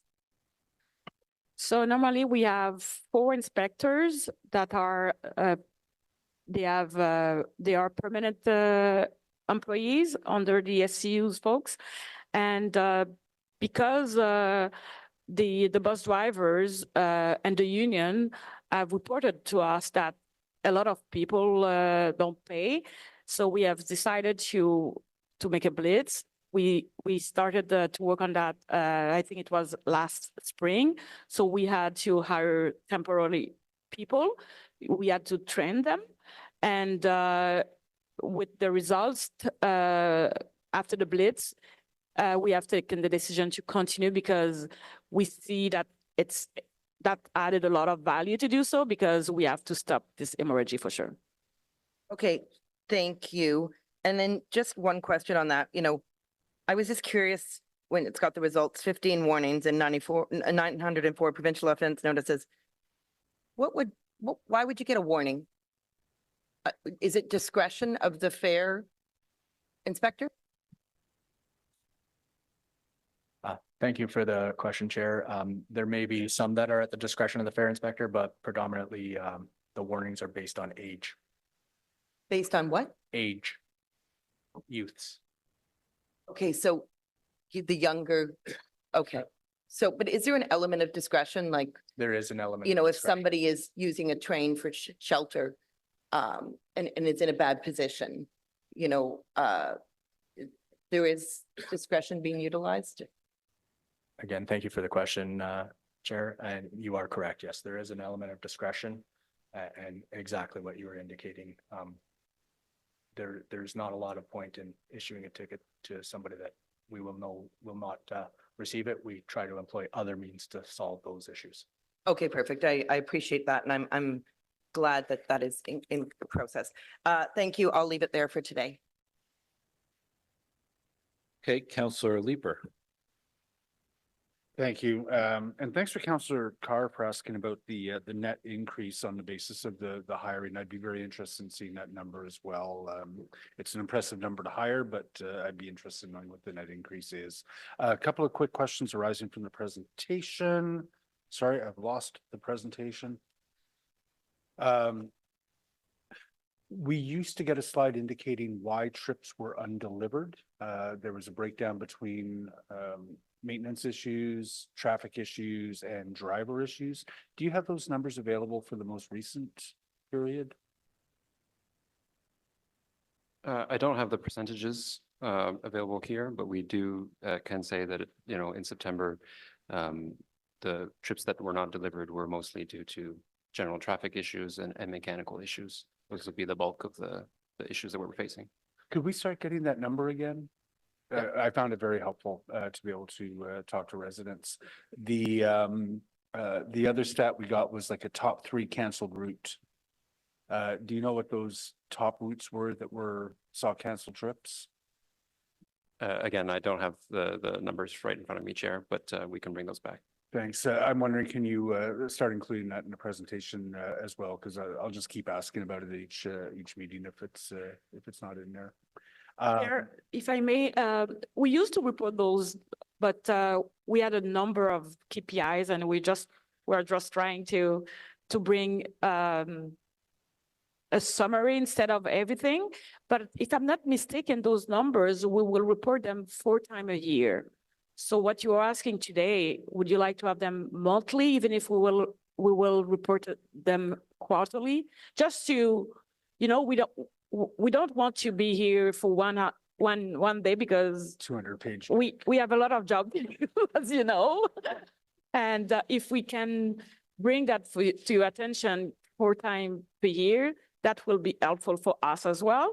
But if we have a problem, we will bring it in for sure.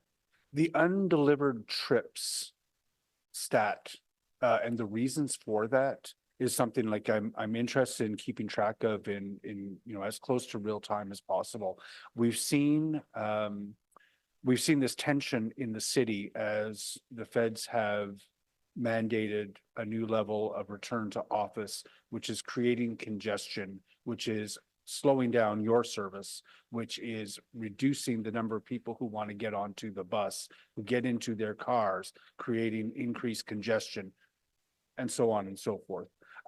I'd be really interested in seeing on a monthly basis how congestion is affecting your ability to deliver service as a particularly timely discussion, especially as we go into the budget discussion.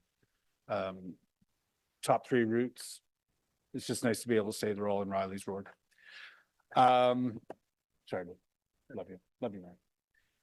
The top trips undelivered. Oh, and then the chair and I were looking at the slide, and I'm sorry, I don't have it in front of me with respect to the increase in single fare sales, the increase in monthly pass sales, both of which were somewhere in the vicinity of 25% around there, with only 4% additional weekly boardings, and that didn't make sense to us.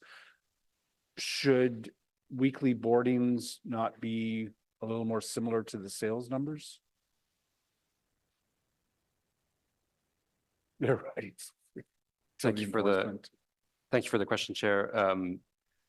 The numbers that we've reported and the indicators don't reflect all of our ridership. So youth passes, for example, were not part of that, and youth passes do make up a significant portion of our ridership. Okay. Those have not gone up. Those had gone up in previous years already and returned to close to pre-pandemic levels. Yep. And so with those passes not increasing to the same level that we've seen for adult passes, for example, the weighted average would be lower than what you're seeing. So that's kind of part of the disconnect between the fare sales and the ridership figures that we're seeing. Okay. I will continue to work through that. It makes sense that, obviously the different fare classes increase at different rates, and that would affect the number of boardings. So, all right, thank you. That's all. Yeah. The number of students riding our system is such a massive proportion of ridership that that's what's kind of skewing the numbers. Yeah. Because it's a constant. Yeah. Fluctuating the same way. Yeah. Okay. Councillor Hill. Thank you, Mr. Chair.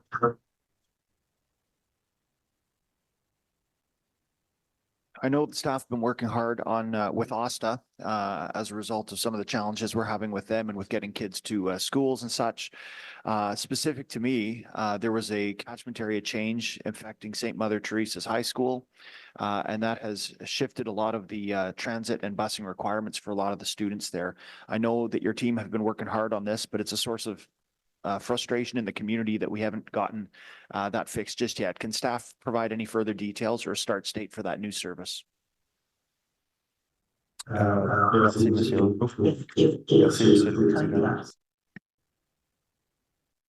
How's that? There we go. That's better. Thank you for the question, Councillor. We have from OSTA the home locations of about 230 students who are going to that one school.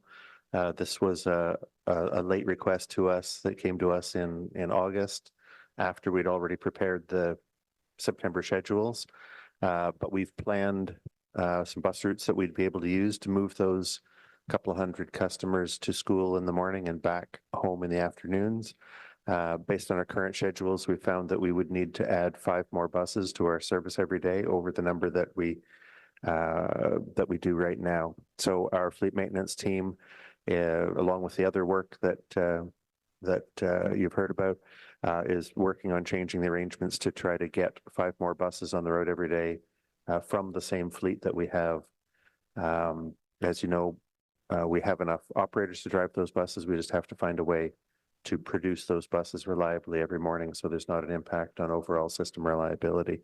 We are getting closer to that. We don't have a start date yet, but we're optimistic that we'll be able to give the councillor a start date quite soon. I appreciate that, and we'll follow up on bus capacity issues in the next segment when we talk about that. So thank you very much. With regard to the new ways to bus routes, understanding that the decision's been made that we're going to look at a spring start to the new ways to bus, which is a little bit longer than I had anticipated from the start state of the Trillium line. I really have 2 questions that surround that. The first one is, we have a number of Carleton University students out in the Barrhaven area. How are they going to get to Limebank Station effectively in order to take advantage of that line? Mr. Chair, the opening of line 2 and the bus route changes that go along with it on day 1 will help in a number of ways. One of the ways is that from Barrhaven, Route 74 and 99 will connect to Limebank Station. So a large part of Barrhaven will have a 1 bus connection to Limebank Station. Another way is that what many people from Barrhaven did before the northern part of Line 2 closed in 2020 for construction, is they would ride to Tunney's Pasture, go one stop on the train to Bayview Station, and make a very quick trip south from Bayview to Carleton Station. So they'll have both of those improved opportunities when O-Train Line 2 opens, and then they'll have additional opportunities for more parts of Barrhaven with routes like the new Route 110 and the new Route 70 connecting over to Limebank Station. Okay, that's good news, and I appreciate that. Thank you. And the other piece to the new ways to move that certainly we're anticipating greatly is the 275 and the implementation of that, because at present we have a 75 route that routinely is extremely crowded coming through Half Moon Bay.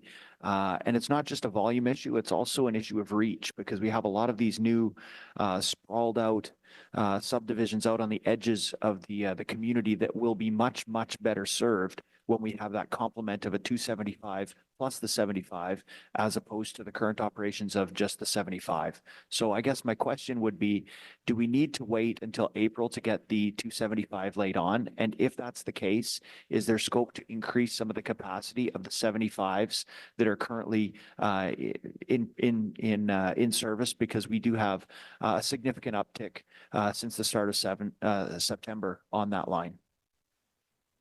Mr. Chair, yes, we really do need to wait till April to start the new bus routes, not just Route 275, but the other new routes across the system, because of the complexity and the size of the change. Between now and then, though, we absolutely have the ability to add capacity where it's needed, whether that means assigning a larger bus to a trip or sending an extra trip to carry more people. So I know that Councillor Hill's been engaged with some of my colleagues already on the details, and other councillors across the city have also given us reports, and we're following up on all of those, and whether there's plus watching all the data that we receive through all other sources, where there's a continued indication that there's more customers traveling, we'll make the arrangements to add capacity. It might be that day to day, some of those things are one-day issues, which would need a different kind of solution than just adding more trips. I'm optimistic from what I've seen, though. It seems as though there's been a significant spike in ridership, at least from out in Barrhaven since September. Is that aligned with what our predictions were, or has it surpassed our expectations for transit ridership? It's aligned, very much aligned with the numbers that we showed you in the presentation, that our ridership calculations will show September ridership being the highest since the pandemic began. You saw what their indicators are about past sales. It's indicating to us that adult customers who've been working at home are returning to on-site work more. And they have their own distinct travel patterns, different from the larger group of customers we have right now who are traveling to school and for other purposes. So as you saw across the system, 12% more people using park and ride lots. That's a big increase. And some of those are from Fallowfield, some from Greenboro, some from Place d'Orléans and other park and ride lots across the city. So we'll see whether the patterns are consistent across the whole city or if they're geographically different. But at a system level, we're carrying a lot more customers than we did. How it compares to the budget, that's a separate discussion that the GM talked about and that we're still working on. As we get ready to open up lines 2 and 4, can you confirm what the status of our operator training is? Are we on track to be ready for opening in mid-November? Chair, we'll give a complete update when we will finish the trial running, and we are still working on scenarios. But yes, we continue the training for sure, and we will continuously train people, because by experience, people, will raise a hand to drive the train and they will give up because they will say, oh, no, this is not for me. So we will need to think about attrition. The good news is because we have now all our bus drivers and we have secured a quantity of them that will go there. So we don't have this issue, but this is something that we will need to deal with for a couple of months, I would say. But for now, I'm optimistic, I would say. But I will give you a thorough and full update when we will come back after the trial running to walk you to that. Okay, and just to complement that, and because I usually tie safety questions to the ultimate regulatory authority, can you confirm to me who that is? So when you are looking at the training of your operators, who says that they've done enough training or that they're certified or that they have to do X, Y, and Z? Is that OC Transpo? Is that a third party, or is that Transportation Safety Board? Who is the authority that defines that regulation? So maybe Dwayne can complete, but I can start for sure. We work with Transport Canada. The legislation for the Trilum line is totally different from the Confederation line. So it's Transport Canada was the authority. And the way that it works for the training, it's also Transpo. I think it was in 2022 or 2023. We proposed our schedule for the training to Transport Canada, who accepted it. And then this year, when we were ready to start the training, we worked with Siemens and with the team, with RCP thing. The team was in charge of the construction. And we provided this training. And when the construction side will give, when we will go to the revenue service, it's OC Transpo will be in charge of everything. So now we are in the mix of construction and OC Transpo, and Transport Canada for sure is working with us. And we report to Transport Canada on what our intent, how much hours do we need to how many hours we want to train our people, etc. So this is something that we do with them. Okay, so Did I forget something, Dwayne? No, actually, Madame Elmacari, you covered it very well. That's pretty much it. Maybe just to expand on the answer a little bit. So we will be expecting Transit Next to provide an engineering safety assurance case for the whole system. And part of their responsibility and accountability for providing that safety case will be a whole slew of documents, safety justification reports, and that will include an operator's safety case. So the operator's safety case will be prepared by a consultant that will review both the number of training hours, the certification program, the number of personnel, both the operators, the controllers, and other OC personnel. That will be wrapped up in the operator's safety case, which will be provided to Transit Next as they provide the complete safety assurance case for the whole line. Thank you. And my last question, I'm hoping you're going to answer it with a yes. I note that your your line one maintenance work starts on Saturday, the 19th of October, running for a couple of weeks. And I just wanted to see if there was scope, if I could come out at some point to observe a bit of the work, see what's going on, look at the scope and scale, say thank you to some of the maintainers, and get an appreciation firsthand for the work that's being done.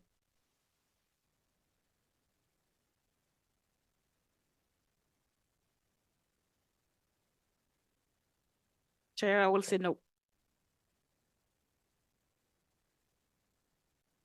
Okay. That is all my questions. Thank you, Chair. Councillor Curry. Thank you, Mr. Chair.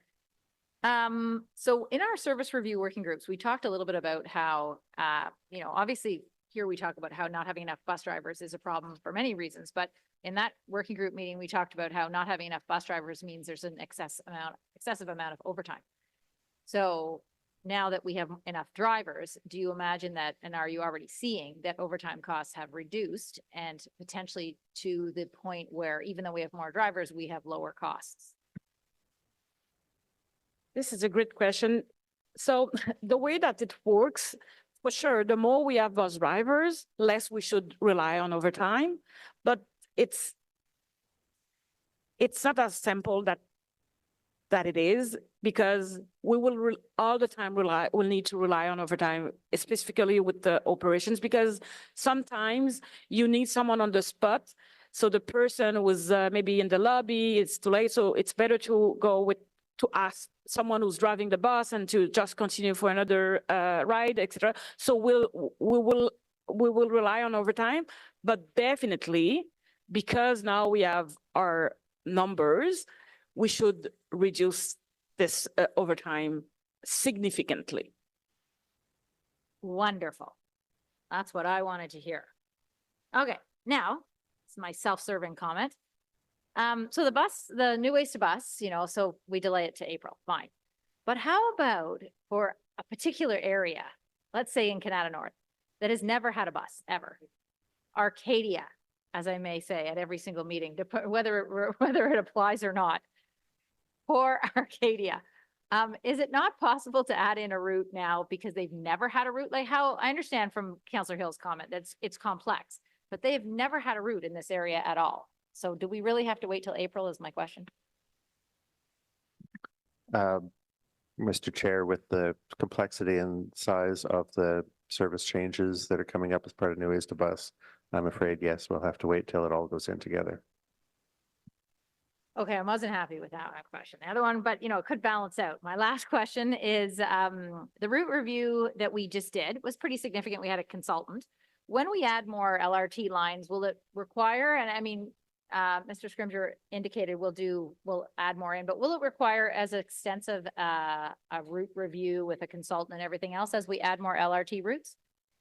Chair, we have incorporated everything on our network review. So we are well prepared for the Trillium line. We're well prepared for the east and the west. Super. Okay, great. Thanks. That's balanced out. I still don't like the no, but I'm moving along. Okay, I think we're going back on a second round to Councillor Brockington. Just to be 100% crystal clear, the New Ways to Bus campaign is a result of the route review. It's the same thing, correct? Okay. Did I hear correctly, though, as a question that Councillor Hill posed about how will people get from Barrhaven to Limebank? Is this a new bus that is being created the day the Trillium line opens? Mr. Chair, we have had arrangements in place for some time, ready to extend routes 99 and 74 to Limebank Station as soon as that station opens. Those two routes will be able to go on the day the train opens. The other bus routes will go with the complete reorganization of the bus route network. Okay, so that example is just unique to that current run. We don't have other bus routes that are either being created or extended the day the Trillium line opens. I'm scanning my memory. I believe not. There will be other new bus stops coming into operation, like in front of the new entrance into the train platforms at Walkley Station, for instance. So there'll be a new connection to the bus routes that are on Walkley Road when the train opens. There'll be more value to the connections at places like Carleton Station when the train opens than there is today. So there's still new opportunities to travel using the line, even without the bus route changes. But the big bus route changes coming up with New Ways to Bus in April will give even more connections. I hope that helps to answer. Fair enough, thank you. So my other question is just on the fare compliance. Sorry to come back to this. There've been some good questions and comments. Do we have video surveillance in our LRT stations that can watch and keep account on people who are evading fare, who are not paying? Thank you for the question. You're absolutely correct. We do have video surveillance, and I know they do monitor the fare gates. We've never used them for that purposes. We may need additional resources. I'd have to take a look at it, but conceptually, I imagine it is feasible. Yeah, I was in Europe last week. London, in their peak stations, has personnel at the gates to ensure people are tapping.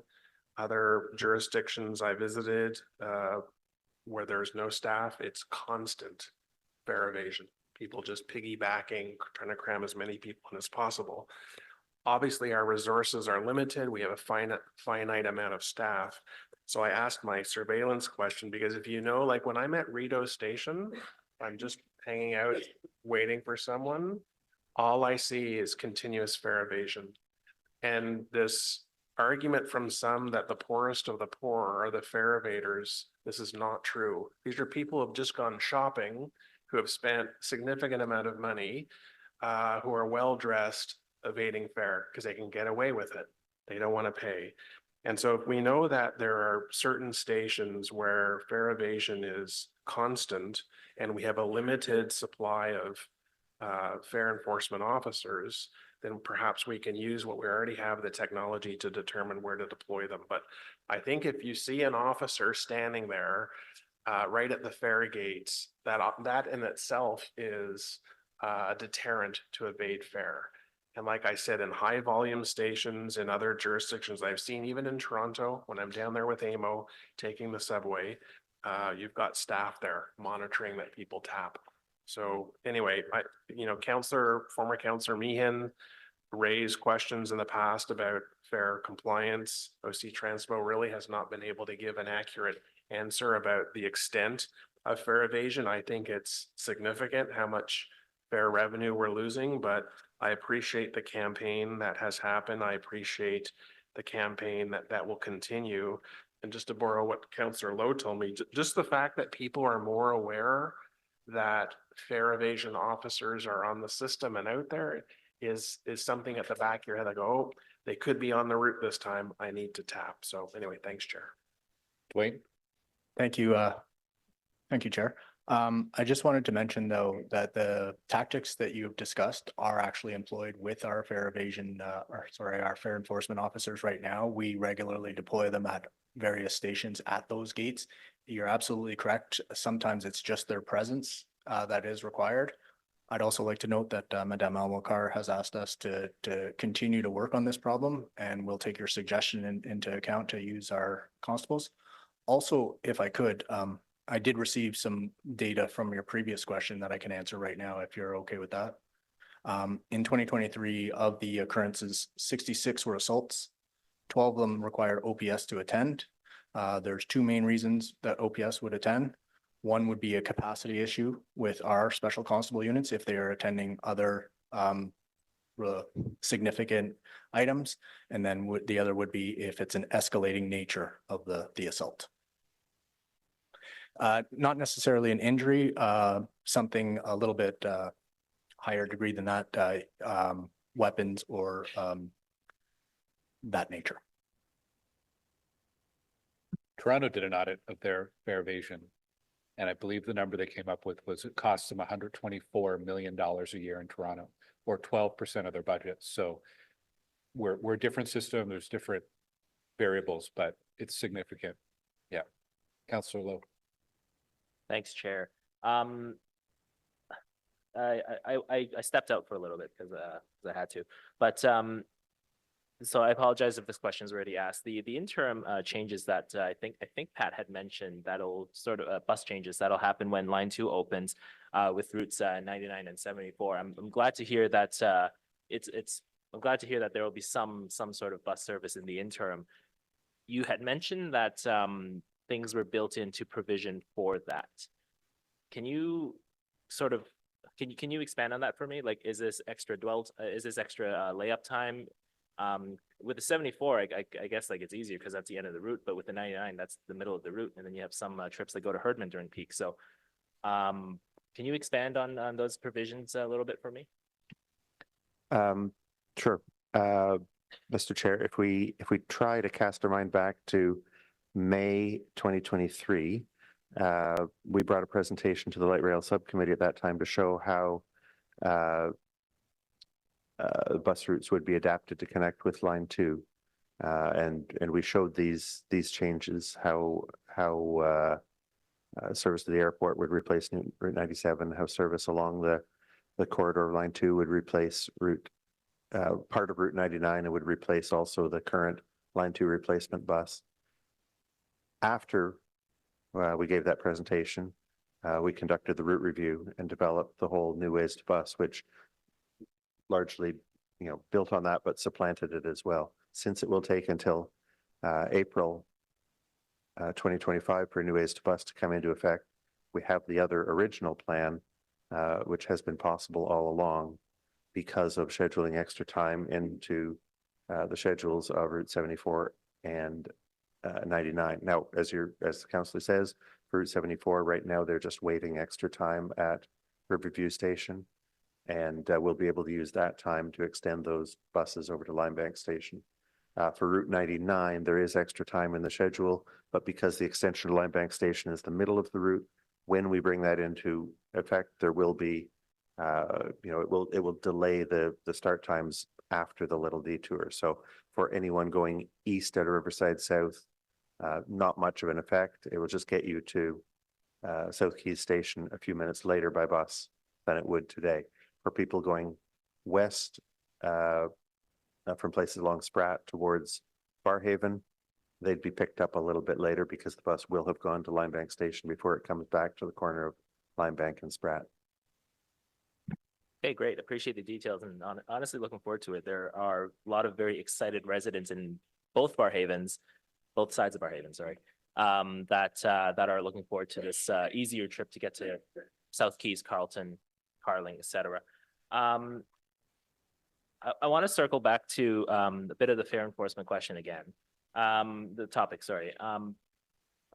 It's nice to hear that this blitz will continue to the end of the year. That's going to be a lot of data. That's going to be a lot of information about what's happening and all the stuff that we have to do to sort of try to address that.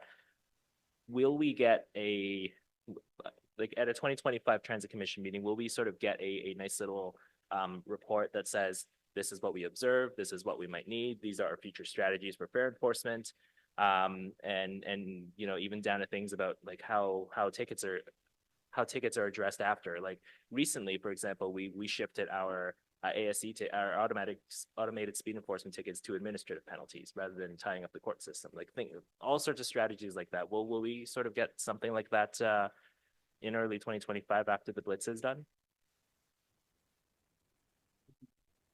Chair, this is correct. And because now the province has changed the way that they will bring the money to the city, so LC Transpo will receive it. I have asked my team to start working on a scenario where we will have more fare inspectors, so we don't necessarily need to blitz, so we'll be present. Okay, great, thanks. Okay, I'm seeing no more questions. Thank you to the entire team for the updates. So much going on and many things heading in a good direction. So thank you. We're going to take 5 minutes to reset before the next item.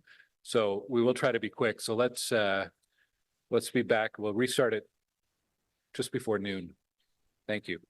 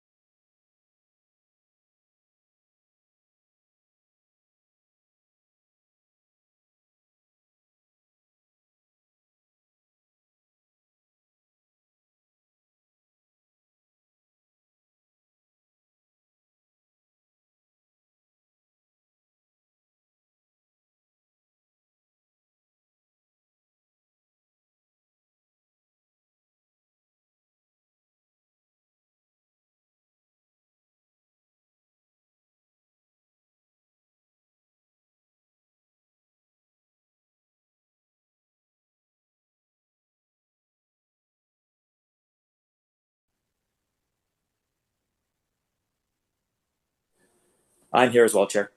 It's Councillor Menard. Thank you, Councillor Menard. Okay, I think we have everyone here from staff, and we do have quorum, 6 of 9. We only need 5. Okay, we're going to move on to our next item. Next item is 6.1, Zero Emission Bus Program Update Report. And I'll turn things over to staff for a presentation to start us off.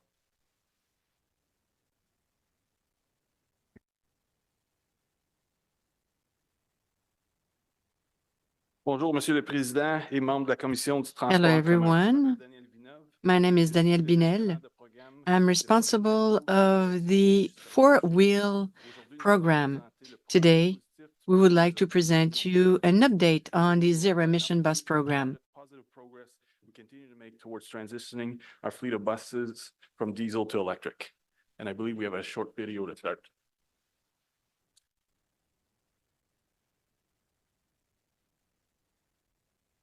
It's on its way.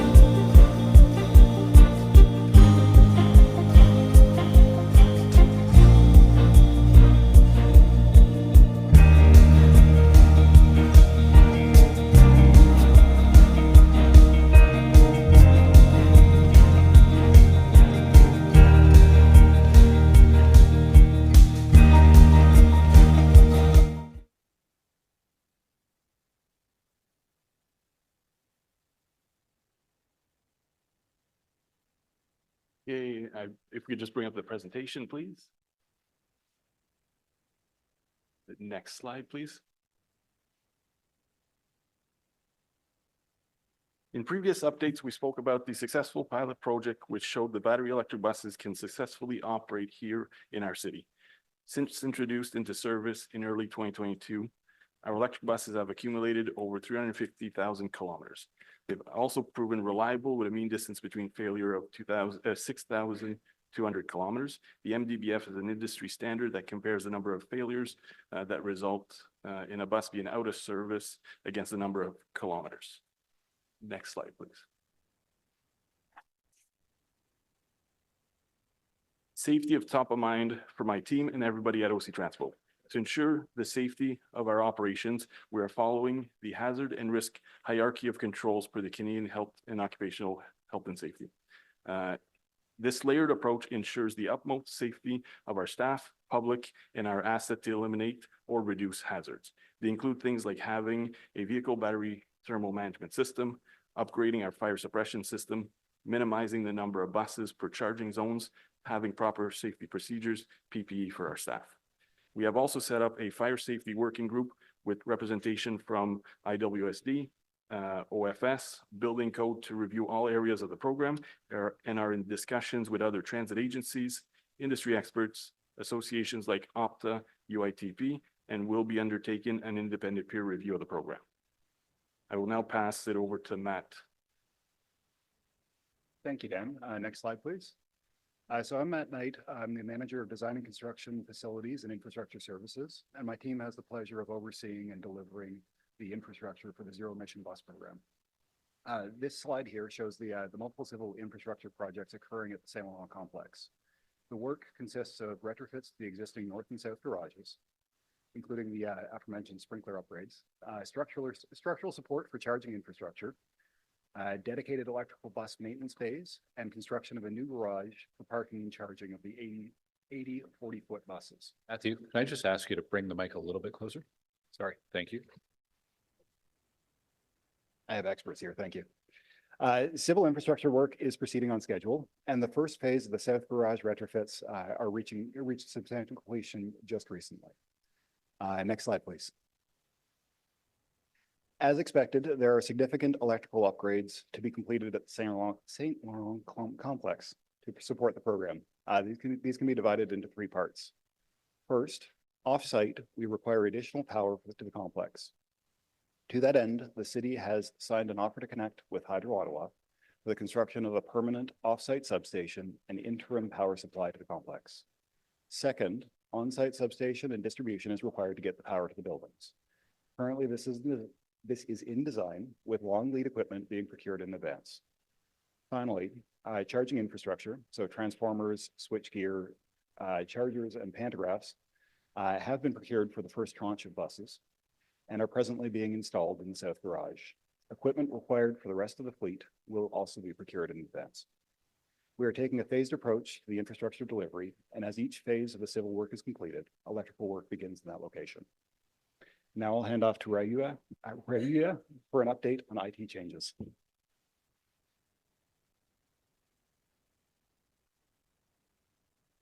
Merci beaucoup. Good morning.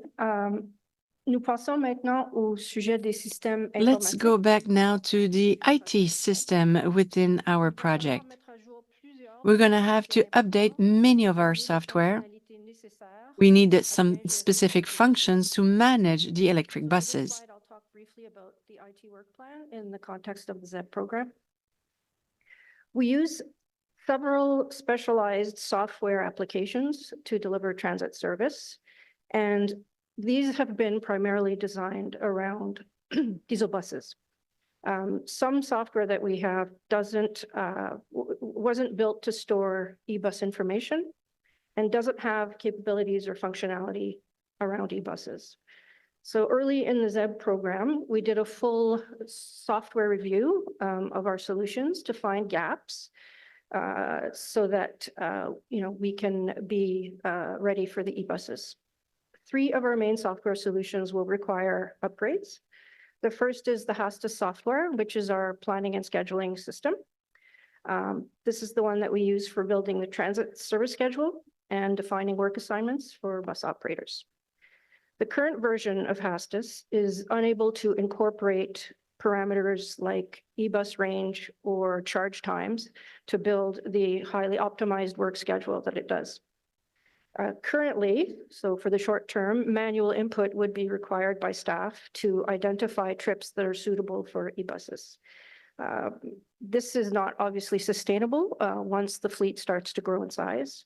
So we have a project to upgrade HASTAS to the latest version 2024, and that version includes full electric bus support and capabilities. The second system to upgrade is the yard management system, or YMS. That's the software that's used to assign buses to blocks of work as they leave the garage, and also to manage their parking locations in the yard. The current solution of yard management is a very old legacy system and really can't support anything to do with e-buses. It's past end of life. So we have completed a procurement for a new solution, and we're in the process of implementing. So the new yard management solution is e-bus capable and will also have to integrate with data from directly from the buses and from the charging system so that it can facilitate e-bus placement in the garages, in the right locations. The third system and the most critical is CleverCAD, which is the software that's used in the control room to monitor bus service and to make adjustments when there are disruptions on street. CleverCAD doesn't currently display electric bus data that would be necessary to make decisions in the control room. So an upgrade project will allow e-bus data to be transferred directly from the bus, at a regular interval. And that will allow the controller to see things like the state of charge of the bus or the distance to empty of a bus, and also receive low battery alerts and things like that so that they're able to make better decisions. Finally, we do have some new software that's coming on that's specific to the e-bus charging infrastructure. So this is something we've never used before. It's called the EMS, or the Energy Management System. It's a cloud-based system that allows us to sort of remotely monitor and manage all of the fleet of chargers that are in the garages. And it also tracks the energy dispensed to each bus. So the EMS obviously will need to be onboarded into our operational processes, as with every new system. And it'll also have an integration to our M5 maintenance management system, because that's where we track things like fuel consumption or energy consumption and cost, cost of energy by vehicle. So as with all new software tools, we'll be, applying all of the security assessments and ensuring that this system complies with the IT security policies. So that's a look at the IT scope for ZEB. I'll pass it back to Dan. Merci beaucoup.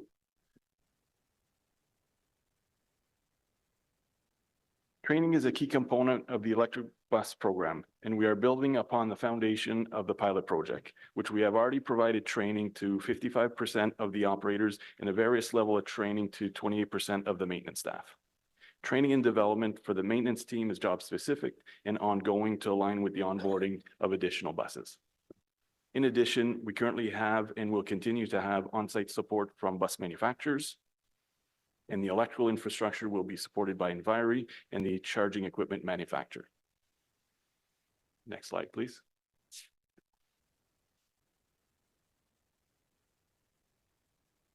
Training requirements is outlined in our OC Transpo Electric Safety Program. Job-specific training can be described as level 1 for employees with no or low exposure to electrical hazards, like bus operators, garage attendants, administration staff, and mechanics with low exposure to high voltage equipment. These employees will or will receive general electrical safety awareness training. Level 2 is for qualified employees permitted to work on or near high voltage systems. These positions, like electricians, mechanics, exposed to high voltage equipment, supervisors, they have or will receive job specific and emergency response training, which include high voltage electrical systems, arc flash, and specific energy storage systems, traction motors specific to the electric buses. Next slide, please. In the next few slides, I will provide a bus procurement update, and pleased to inform you that we currently have a team, Jasjeet, Bill, Jeremy, and Vincent at the new Flyer production facility this week, inspecting buses in production, as you could see on the slide in front of you. Next slide, please.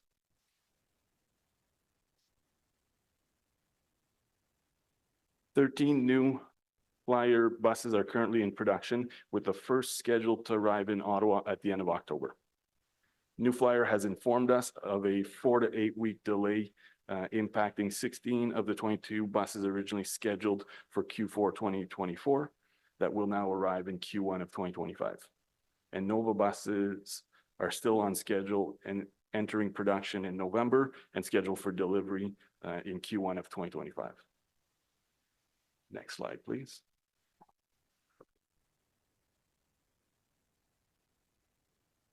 In previous slides, I went through a lot of numbers. In this slide, we are showing a breakdown of when we expect to receive buses from now until 2027.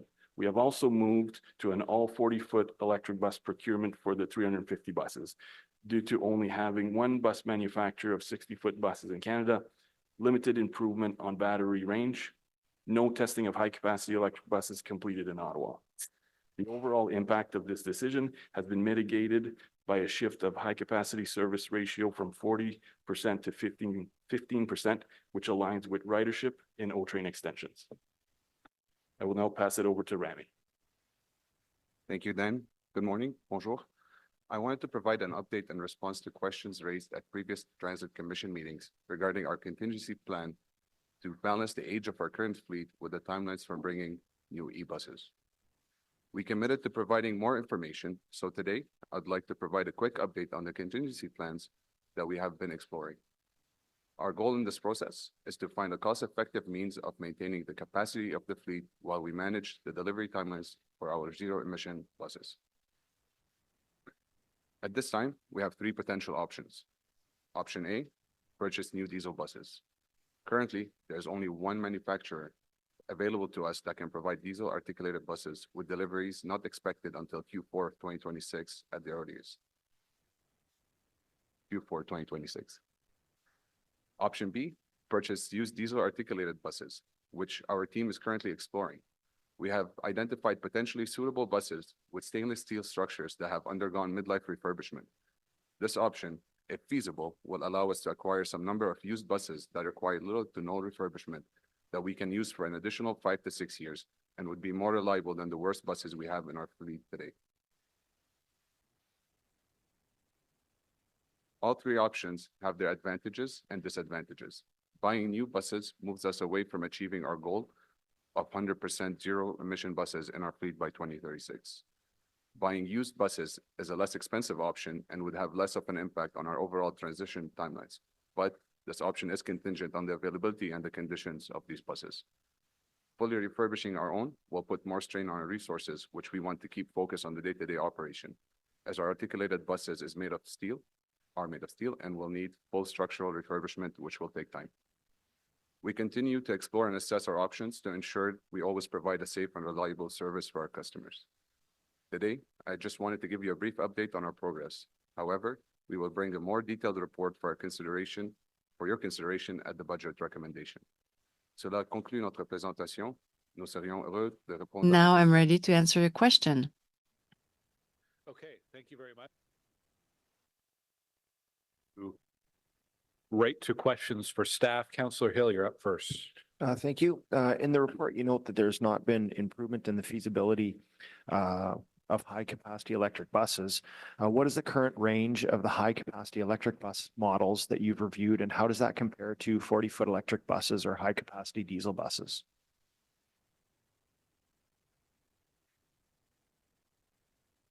Thanks for the question, through your chair. Currently, there is only one bus manufacturer that offers 60-foot electric buses in Canada. The range of our current 40-foot bus is around 250 kilometers. The advertised range for a 60 is slightly higher, however, has not been tested here in Ottawa. And you got to keep in consideration that there are more batteries on those platforms. However, the bus length and the passenger count drives up the weight significantly. And how does the cost of purchasing high-capacity electric buses compare to the diesel equivalents?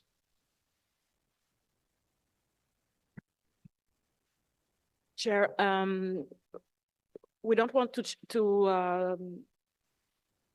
to share with you publicly costs because we'll go on tender, but we can say that it's significantly more than we were expected. Thank you. And based on the report, we'll now be replacing 154 60-foot articulated buses with 40-foot buses. These will have a lower passenger capacity. Even with the new base to bus shifting the ratio of high-capacity buses from 40% to 15%, we're still going to need high-capacity buses to meet the customer's needs along longer routes. What alternatives are you considering at this stage to ensure that we replace our aging 60-foot articulating buses with vehicles of a similar passenger capacity such that we don't leave anybody behind at the platforms? Mr. Chair, we've calibrated the long-term need for high-capacity buses based on the construction underway right now to replace many of the long trunk bus routes with high capacity rail lines.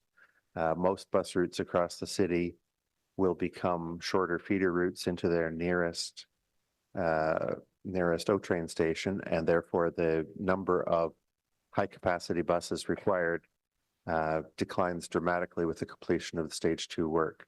There will always be a need for high capacity buses on busy routes, the most significant of which is routes 68 and 88, the new route 68 and the current 88 along Baseline Road, a major long high capacity corridor planned to be a bus transit way.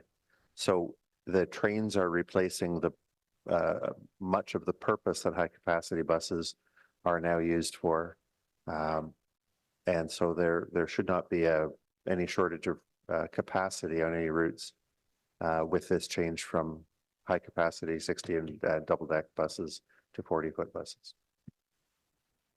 Thank you, staff. I appreciate the frankness in the report today about the challenges that we faced finding the 60-foot electric buses.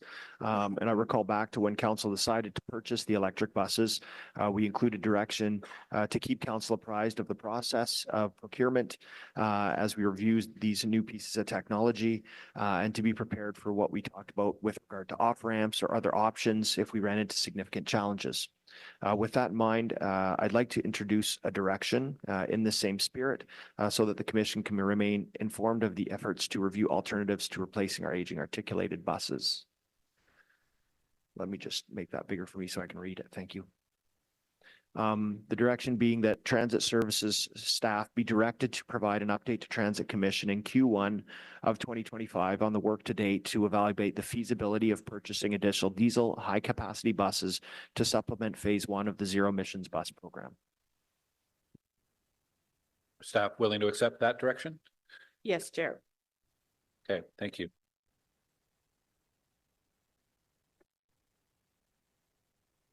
Anything else, Councillor Hill? Yeah, sorry, I was engaged with Jeff's beautiful eyes there for a moment.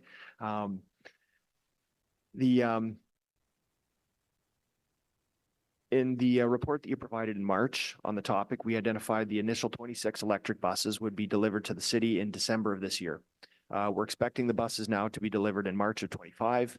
We see a smaller rollback for the second tranche of buses in March that we predicted would be delivered in Q4 of 25 and now can expect the finalized delivery in early Q1 of 26. Despite the project setbacks, our projections for the bus delivery in 26 and 27 remain largely the same. Why do you believe that the problems we're facing in procuring our initial buses now will not be repeated in the latter orders? Thanks for the question, Chair. We believe that the bus quantities that we are ordering for 26 and 27 are achievable. We've been discussing with the bus manufacturers for over 2 years now, since the beginning of the contract adoption with TTC. So can't say that there will not be any delays, but due to the great work that my team is doing with the manufacturers, we believe that we're able to achieve those. Several of the infrastructure projects have had construction timelines pushed back, including phase 2 of the South Garage and both phases of the North Garage. Why have these timelines slipped, and can we expect further delays as we continue the work on the infrastructure side of the project? Thank you, Chair. So it depends on the project, but much of the change is due to coordination between the electrical and civil work. We received a report from, or a schedule from Envari in March of 2024, and we've had to make some changes to the timelines to adjust for that, just to ensure that the civil work precedes the electrical work. Can the garages operate in partial capacity if the infrastructure projects are not 100% completed prior to the delivery of the fleet? Yes, we do have some flexibility. With every fleet, we have a spare ratio. And if we do have more buses than electrical chargers, it will be a bit of an operation to move them around, but we will be able to manage. But we don't expect to have any impact on operation. And understanding that we can operate the garages without 100% completion, then what's the latest possible deadline that we would need to complete these infrastructure projects? Or is there any risk of us missing that timeline? The funding that we have with Infrastructure Canada, the deadline is September of 2027 for final claim or everything finalized by their fiscal year in 2028. We believe that we will achieve that, and we are in constant communication with them, and we'll inform them of any progress or delays if that occurs. Okay, thank you very much. That's all for now. I'll come back on the list. All right, Councillor Tierney. Great. Thank you, Mr. Chair, and thank you, staff. Yeah, Plan B. That's what I've been calling it for a while. And I think I do appreciate, like my colleague said, that we're having this pretty serious conversation. I think we all wanted the half full glass. We all wanted it. We're seeing it across the country. Everyone wants to get on board with e-buses. It's just, there's so many people that want on board. They can't deliver the product. So now we're faced with a situation, and I think we've all talked about it for quite a while, and I'm glad we're having this conversation now because I guess there's a few things. The fleet overall with the articulated buses, the workhorses, the diesels, that you simply put a key in, there's no infrastructure, they've always operated. We've never really had issues. They run forever.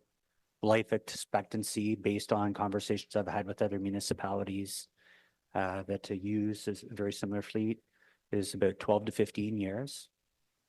I was looking at some of the breakdowns of what we have. The class of 2008 fleet, they're 16 years old. 2009 is 15 years old.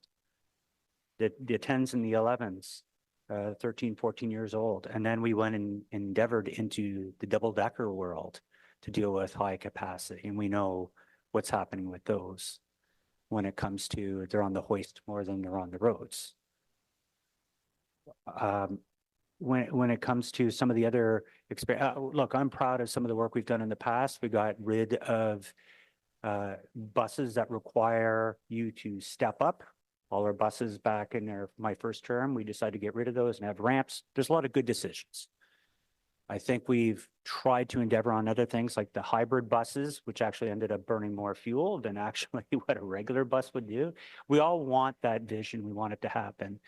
But at the same time, we have to make sure that we're moving things on a regular basis. Now, I fear we're past the end of the runway when I'm hearing things like, you know, Q4 2026. If we would have purchased these diesel buses back, and nobody has a crystal ball, a year ago,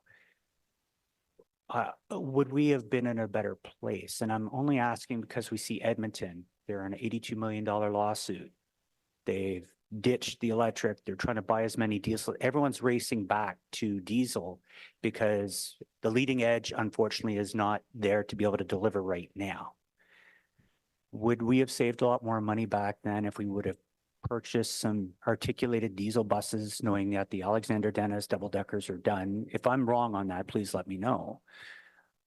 I think it's important to understand what kind of costs we're going to incur now that we may have avoided in the past and how we're going to deal with that go forward. Chair, if I understand your question, Councillor, this is nothing, it's not related to the cost, for sure. It's only the availability because most of the constructors now they move to e-buses, so they don't want to be on the market of diesel buses because a good example in Quebec City, they are not allowed to buy any diesel buses. Otherwise, they will need to pay them from their pocket. It's a little bit different from here because in Quebec, it's 85% of the cost is they can buy is paid by the province and 15% from the. Yeah, is that provincial legislation? Yeah. Okay, so let's be clear. So we have the ability to buy diesels here. Here, yes. Yeah, Yes, we have this ability, but I'm just trying to explain that because Quebec is not in the market anymore for the diesel, so Nova Bus, New Flyers, they don't have any good incentive to move, to continue to Sure, the province, diesel buses. municipalities are corporations of the province, and they've been told that that's the rules. Here, they don't have those rules. So back to my original question, if we would have purchased the diesel buses back a year ago for high capacity issues, I know we didn't know that the 60-footers would work. Would have they been cheaper a year ago to purchase? Obviously, time of delivery would have been better because now there's a big rush on the diesel buses. would they have been cheaper to purchase? What's the cost of a unit? And maybe I'll just put it in an inquiry. What's the cost of a unit in, 2022 dollars versus $2024 for a diesel articulated bus? There has to be an increase. It can't be the same price. The answer is no, other than the inflation for sure, because it's the same LRFP. So that Metro. So it's just actually people flooding the market to get the diesels back. That is the big challenge right now. Okay. Yeah, so the market is not there. And I know that TTC just bought a couple of diesel buses as well. Sure. So, and probably the other agencies will do the same thing as us. And I want to clarify here, I think my colleagues explained very well why we are in this situation. With Infrastructure Canada, the general auditor came and said, slow down, and we welcome those recommendations, et cetera, et cetera. So OC Transpo was not prepared to deal with aged buses, and now it's a fact. So we have to. If you remember last fall with the team, we came here and we presented a very important action plan to address the problem. So far, we know now those buses are on very bad shape, so we don't have choice to replace them. But last year, we thought that we could continue to put money on them and try to maintain them, but today we know it's not possible. They are still buses, so the frame is finished, so there is nothing to do. So that's why Rami just said that we're trying to buy maybe with other agencies where they have aluminum buses, so at least we can do something with them. But we will continue to work on that. This is our goal, and we will update councillors here for sure next year. Yeah, and I'd appreciate that. As a matter of fact, I think we need more frequent, and maybe I'll make it part of my inquiries if we can have it more frequent. I won't give direction because I have a couple other things that I want to ask about it too. But I think this is critical because, you're right. When the presentation came back last time, there was very late indications that we'd have a problem acquiring 60-foot electric buses or even acquiring electric buses, period. Because my understanding, we have 4 electric buses, 3 only are on the road at a time right now. We've never actually had 4 electric buses out. Everyone's looking, have we ever had 4? There's only 3 out right now, I believe. Well, a lot of buses are kept behind for training our operators, our maintenance staff, but 4 buses are available either for service or for training on a daily basis. Okay, but we only use 3 in service and 1 for training and for pilot testing, I assume. For the most part, that's correct, but we've had at times 4 buses on the road in service. So, and then of course, we're still behind on those. So it's unfortunately the perfect storm, and we're out of runway now. So when I hear about now we're not getting 60-foot electrics, and we're talking about getting the smaller buses that won't achieve the capacity challenges we're going to have. We're already, based on some of the numbers I'm seeing, we're not even going to be able to achieve what we want, even if we did get all of the 40-foot buses in right now. If you're looking at things on a daily basis on averages, that's one thing, but let's face it, it's all morning and night traffic, and you need those articulated buses. So do you feel confident that the 40-foot buses, the electric buses that are still not totally proven, are going to be able to do these much longer runs, because that's what they'll be doing, that the articulateds would be able to do? And would this require more operators, or are you just going to adhere to the existing schedule and cram the buses fuller? Mr. Chair, as I spoke of earlier, I'll try and say a little more, that the long distance high volume function that articulated and double-decker buses have carried out in Ottawa these last 42 years is largely replaced by trains in our new system. The long haul of people from Orleans to downtown, from Nepean to downtown. There will still be a need for some high capacity buses for crosstown service on Baseline.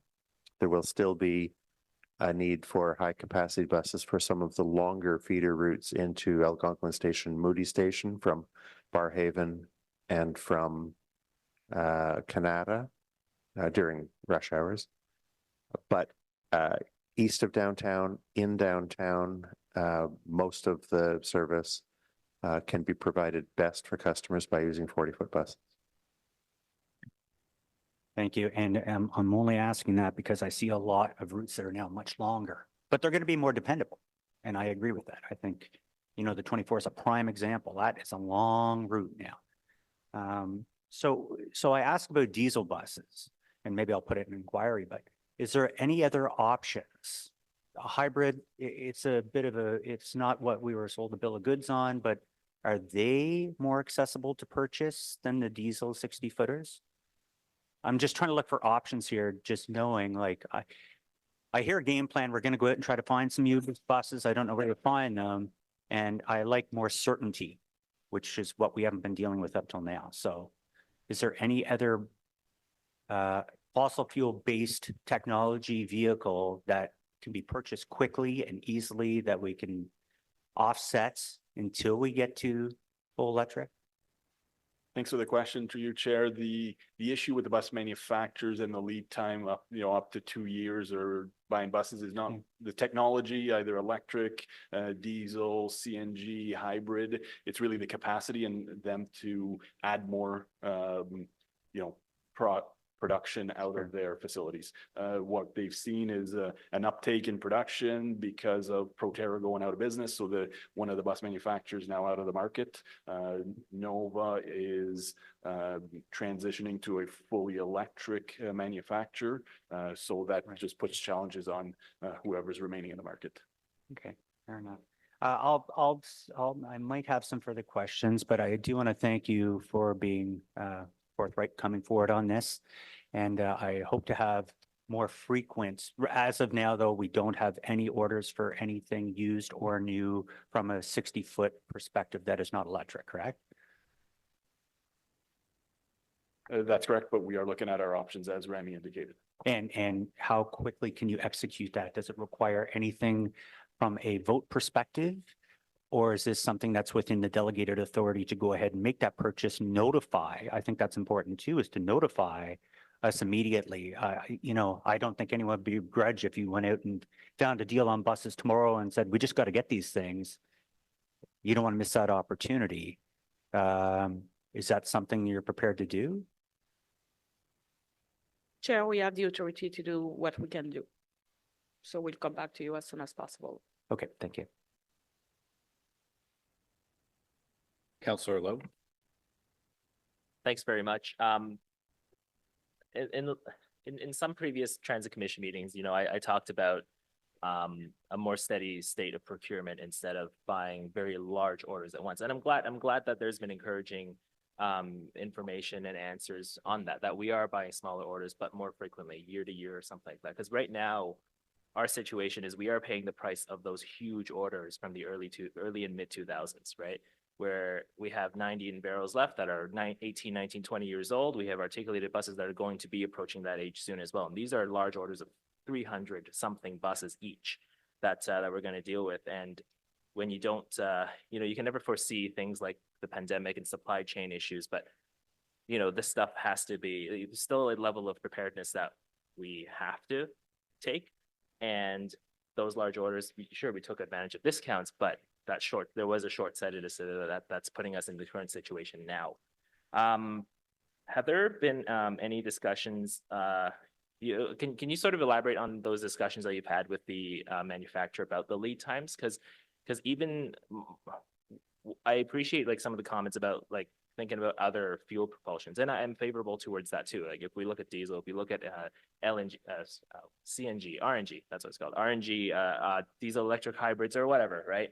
The lead time is still it's not what it was before, right? The TTC's most recent order of hybrid 60-foot buses, they issued the procurement in 2021 and they only started receiving that order mid last year.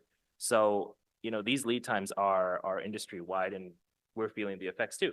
So can you elaborate a little bit on those discussions and sort of what the future sort of holds for us?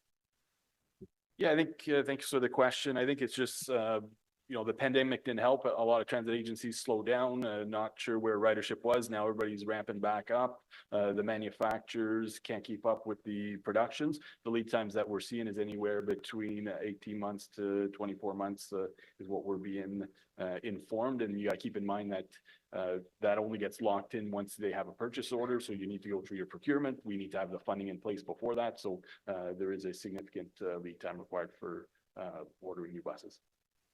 Thank you. And if we were to abandon the prospect of replacing our 60-foot buses with most of our 60-foot buses with 40-foot buses, what I see is what the TTC was several years ago before they started investing in their articulated buses. Like this was they had a rail line, they have their subway, and all their bus routes sort of come out of their subway, just like what our LRT is going to be when stage 2 opens. So they had very frequent trunk routes. And, are we going to match that frequency?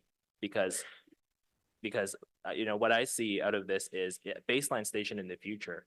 I know the plan is to use that lower ratio of high capacity buses on routes like the 74 and 75, but at baseline station in the future, Algonquin station in the future, you have all of these people waiting there and a 40-foot bus shows up, you're going to leave people behind waiting, 15, 20 minutes. And this repeats a lot of the experiences with Tunney's Pasture when that first launched. So are there plans to increase a lot of that service frequency to offset the capacity that we'll lose? As I said earlier, Mr. Chair, there will always be a need for high capacity buses, both the double deckers that we have and the articulated buses, whichever the options that Rami laid out is chosen. There will always be a need for high capacity buses for the crosstown service on Baseline Road and for the longer feeder routes from Canada to Moody Station, from Barrhaven to Algonquin Station, routes like 61, 62, 63, 74, 75. And we will always make sure that there's enough capacity to move all the people to and from the train station. But the busiest parts of those routes, the parts from Moody to downtown and from Algonquin to downtown, will of course be covered by trains now, which have 9 times the capacity of an articulated bus. Okay. I know this will come as part of future service planning cycles, but I truly hope that we don't go down this path of thinking the train will solve everything, because it won't. I want to shift over to going back to the electric buses. In the report, it talks about the mean distance between failure as compared to the diesel fleet, the 4E buses compared to the diesel fleet. Is it, when you're using the figure that we're pegging to the diesel fleet, is this like an average, the mean distance between failure for the entire diesel fleet?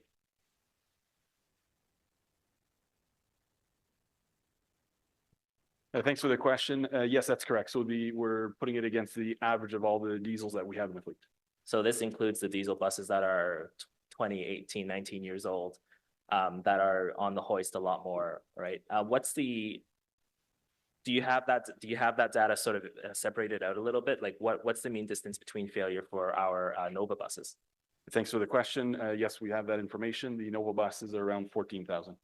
Okay, so that means that our three-year-old electric buses have an MDBF of 8,000-ish kilometers less than our diesel Novas from about the same time. Thanks for the question. Yes, that's correct. But you also got to keep in mind that with only 4 buses being pilots, we're using the opportunity of these pilots. All the lessons learned are being introduced on new buses that are being delivered. And also with only 4 buses, any issue that you have on one bus dramatically affects the MDBF. It's one matrix, looking at the big picture, but the buses have been able to meet the kilometers in service required on a yearly basis. Okay, understood. But purely on numbers, it does look concerning, but I appreciate that extra information, and I guess we'll sort of get more conclusive, more fulsome data once the order starts flowing in, whenever it does. And hopefully we can see some of those oldest buses, least reliable buses, go the way of the high floors, as Councillor Tierney said. Thank you for that. I think that's it for me. Thank you.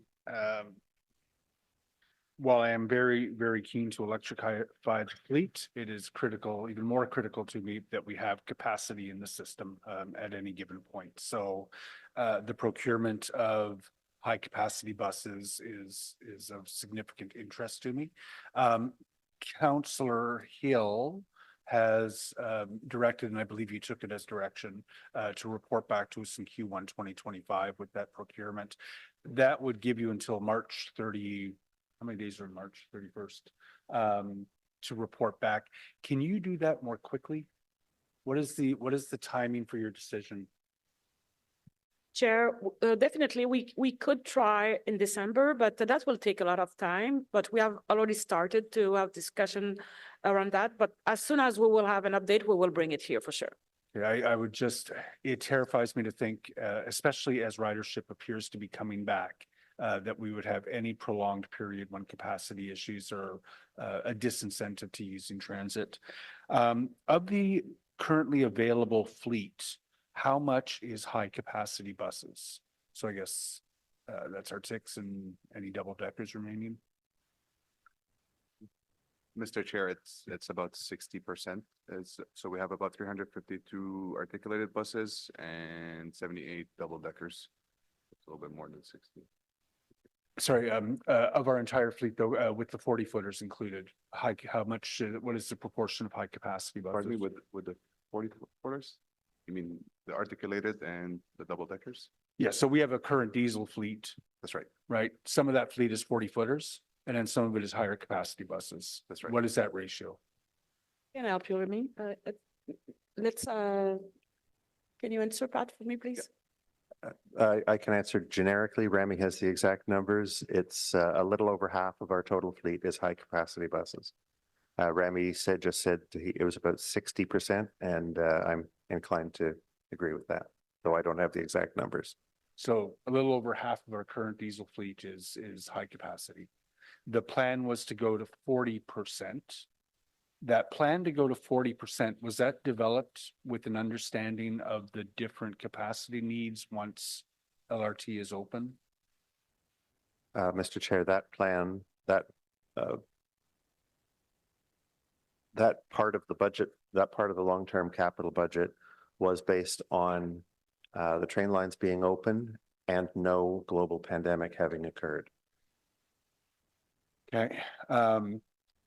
Because what I'm hearing is it's fine to go from plan 40 to 15 because the rail is going to open. It's going to replace a lot of that high capacity need. But when I'm listening and thinking about our network today, when we have to run replacement buses, and we will, we have a number of planned LRT closures coming up, special events, getting people to and from Blues Fest or the Stanley Cup Championship this year. Did I say that out loud? The number 14 and the number 11, right? Those, it's not just the long haul routes. I am worried that as bus demand starts to rise, it's not just going to rise among commuters. Hopefully we see it rise among people who are all over the city. I would hate to think that we're sending 40 footers out at the same frequency today on some of those routes like the 14 and the 11 in my ward, the 12, the 6. Those are all routes where unless we plan on bolstering the resources we make available to OC Transpo in order to increase frequency, the only choice we'll have if we don't have the buses is to reduce capacity. Is TTC going to proceed with the acquisition of any 60 footers? Is that still part of their acquisition plan? So on the electric buses, they are currently procuring 40-foot buses. I'm not aware of a 60-foot electric bus procurement that's out at the moment, but I believe it's part of their long-term plan, absolutely. but I don't have the timing. Okay, but as part of the, you know, we're in partnership with them on procurement. So we were gonna procure 60-footers, or some 60-footers, and they were not. Thanks for the question. We've adopted the TTC procurement for the 40-foot buses. There are options available to us for 60-foot buses, like Metrolinx also has a joint procurement. So we will be reviewing all options available to us. I'm sorry, I missed that last. Yeah, maybe I can, okay, let me take it. Thank you. So for the electric one, we have an agreement with TTC. It's the same LRFP. It's only 40-foot e-buses, Okay. only. So TTC and us will buy 40-foot buses, either with Nova or No Flyers. We have with Metrolinx a whole LRFP, and we can buy some 60 diesel buses. TTC just purchased a certain number, and we will purchase maybe a certain number. But for now, discussion with Metrolinx and New Flyers, it's not before Q4 2026, which is late for us. So that's why we are exploring other options. Okay. Is it clear? Yep, no, that's, thank you. That's, that is good to know. So TTC is not necessarily moving ahead. They don't have any firm plans for the acquisition of 60-foot buses at this point. Electric, no. Okay. No. Okay, those were the questions I had. Yeah, again, I am wholly on board with going electric. You have brought test results to us time and time again that demonstrate that these buses are more than capable of operating in Ottawa's climate, that they will save significant operating dollars. I know in places like Kitchissippi that have very busy bus corridors like Holland Avenue to and from Tunney's Pasture, we are eagerly awaiting the electrification of the fleet to make that a quieter neighborhood. But if we're going to experience a hiccup in the meantime, and risk capacity for any extended period of time, then I would love to hear how you're going to address that in the short term. All right, thank you, Chair. Councillor Menard. Thank you very much, Chair, and thanks for the discussion today. I'm aligned with everyone else on the commission too, just in terms of our capacity. That the articulated, the 60-footers, they really take a big chunk of that load, and I guess they're 40% of our fleet, as I understand it, and I know we're moving. The report talked about moving that the 60-footers would only be 15% of our fleet in the future. But in the meantime, there's a real need for those 60-foot buses. And it's not just on the routes that were mentioned, although I agree with Mr. Scrimger, those routes are of key concern. But the 6, the 7, these are very important routes that 60-footers have been added to on a more regularity, and residents have benefited from those additions, and I wouldn't want to see that go away. I was pleased, Chair, to see the zero emission bus performance targets. We are exceeding targets. They are lasting longer between interruptions than expected. Slightly longer than our diesel buses, and so there's a lot of positives that we're seeing coming out of that testing. So looking forward to getting those zero emission buses in further than the 3 and 4 we have now. But certainly from a capacity standpoint, I want to make sure, as others do on commission, that we are procuring buses for those 60-foot the lines we need them on. And I do have a question about whether or not OC Transpo is looking at buying. Is it used buses we would be buying to procure to kind of meet the demand, or is it new buses we would be buying to meet that demand in the short term? Chair, we're looking actually at both options, and whichever option makes more sense for our operation that can be faster and more economical. There are disadvantages, again, to both options. The problem with buying used buses is availability, and the same thing for any other municipality. If the buses are not in good shape, they're decommissioning them because of that. So it's hard to find a bus in a good shape. However, if we find buses in a good shape that are made of stainless steel instead of just steel, it's a lot better for us to refurbish those buses than the buses we have currently. That's great to hear about the operation standpoint that you're looking at that, because I think it makes a lot of sense to look at used and or new, depending on the finances associated with it. But definitely we need that capacity. So that's appreciated. I did want to just talk about if we are moving our fleet to having only 15% of the longer buses, articulated 60-foot buses in total. This would necessitate a change, I think, to frequency on some of those routes that need it in the future, right? So if we're replacing 60-foot buses with 40-foot buses, will the frequency increase on some of those routes to make up for that demand? Mr. Chair, if there end up being any cases where that kind of replacement is needed or is appropriate, then that's what would happen. But for the most part, it will be train extensions that replace the 60-foot buses. Okay, that's good to hear. On the 60-foot kind of electrification, has the city looked at trolley buses in for any routes? Has that been a consideration at all for the 60-footers?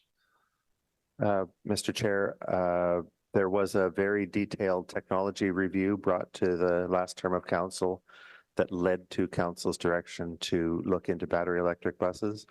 That technology scan looked at delivering electricity to buses through quite a number of ways, including hydrogen, including trolley buses. And we can provide a link back to that technology scan if required. Okay, no, it's appreciated.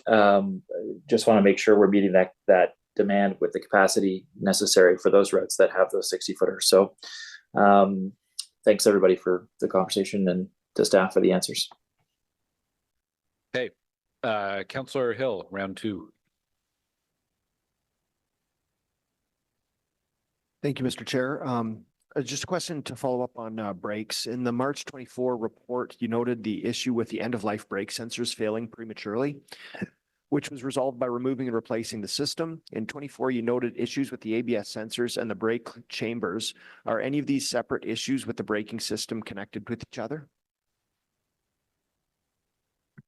Thanks for the question. Yes, those are two separate issues. The one that we reported in March was an added system that is considered redundant. That was removed part of the next round of procurement. These defects that we recognize now is just lining up our preventive maintenance correctly, the timing.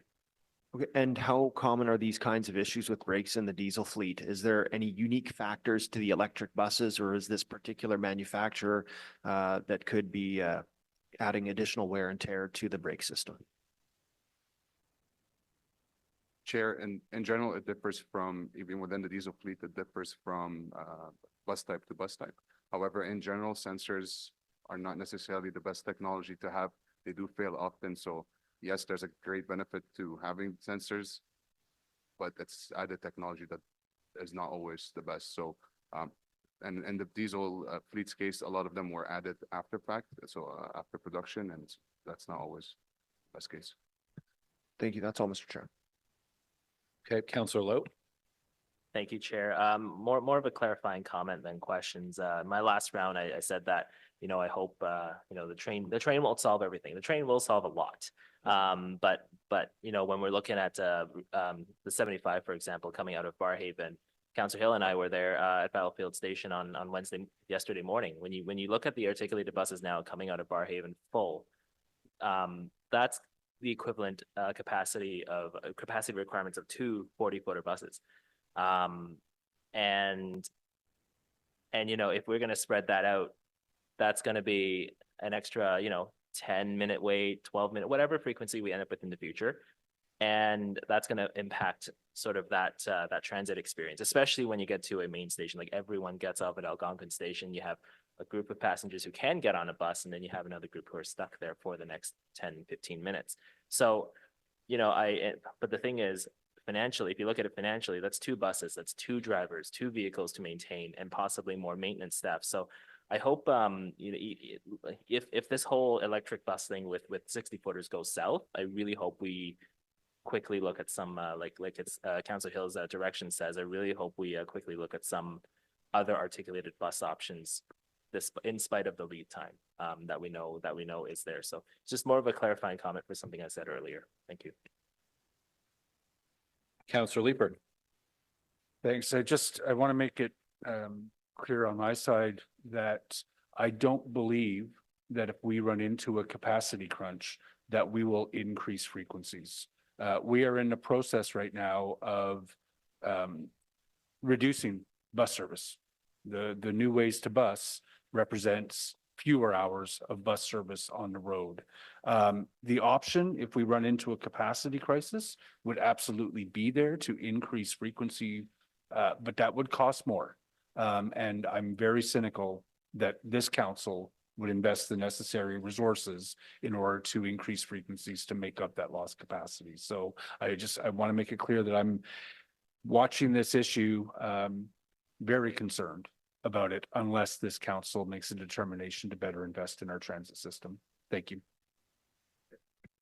Any other questions? I want to ask a quick one, because we spent a lot of previous meetings on this and this one on the actual buses and on the electricity infrastructure and new garages. I think this is the first time where we've had a lot of detail on the software and IT component.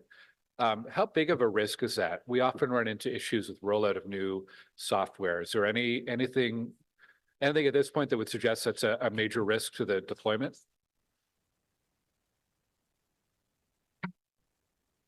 Thank you, Chair, for the question.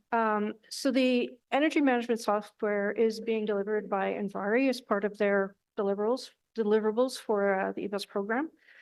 There's always risk in onboarding new software.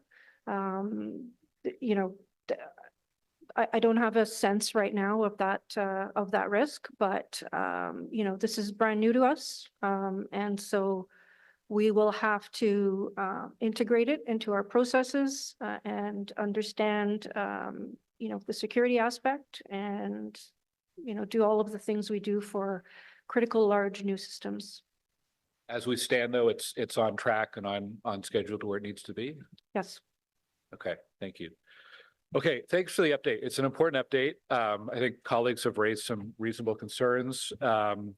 It's a challenging, the environment that we're in when it comes to electric buses is really challenging, right? We've got a whole transportation industry that's transforming from fossil fuel to electric and other technologies. We have federal and provincial and state governments doing financial incentives and policy incentives that are pushing transit systems to convert as quickly as possible. And then we have suppliers who are really challenged to meet that demand. And then we're asking OC Transpo to be responsible in their fleet management when we have ridership that's very much in flux right now. So appreciate the challenges. And I think we all appreciate the regular updates on where you're at. And if there's anything you need from council in terms of direction or support to help you move quickly and efficiently, we definitely want to know about that and ready to support you on that. So is this report received by committee? Received. Received. Thank you. Thanks for the update. We have no in-camera items today. There's one IPD that's part of the agenda, which we'll speak more on in the spring, I'm sure. Any notices of motion today? I have the inquiries. I'm You not have sure if you've inquiries? received the Okay. 3 of those. If you- So on inquiries, you have a few. I have 3 You have 3. related to today's discussion. Okay, So if you Eric, will present get it those up on on the screen. screen. And I want to thank Eric, by the way. He makes my grammar sound goodish. So thank you. Okay. Yeah, that's good. Get your headphones on. All right. Due to the continued, this is a, inquiry. Due to the continued open access to the terminus station at Blair with the $205 fine to cross the transitway, and of course to fare avoidance, it's $260 for fare evasion. What immediate and long-term actions can be taken? You can see the photo below of the open gate access. That's one inquiry. So thank you. The second one's related to in regards to the safety at the platforms. So provide information in regards to the LRT platforms. One, the number of special constables that we have and how they're distributed amongst the transit stations volumes, incident-based, and two, the number of incidents and or calls for each platform in the year of 2024 until now. And last but not least, I've kept them short, Mr. Chair. Due to the urgent nature for 60-foot buses, please provide monthly updates or as soon as the opportunity presents itself to acquire used fleet for as the new buses would not be available till Q4 2026, even if we ordered today. Furthermore, provide the number of operational 60-foot articulated buses and their years of service. And last, please provide the number of double deckers that are still operating and how this fits in with the plan not to acquire any future double decker buses in relation to high capacity. I think you've answered a lot of that, but if we can get that back in writing, I truly appreciate that. And thank you. Yeah, I was just going to say the first paragraph there is, I think, more directive than inquiry. So to staff, would staff take that as direction, to provide monthly updates as available? This is okay, correct, Okay. but sometimes we'll say we don't have any update, right? Okay. Thank you. Any other inquiries? And we have no other business today, so we are adjourned and our next meeting is November 18th. Thank you, everyone.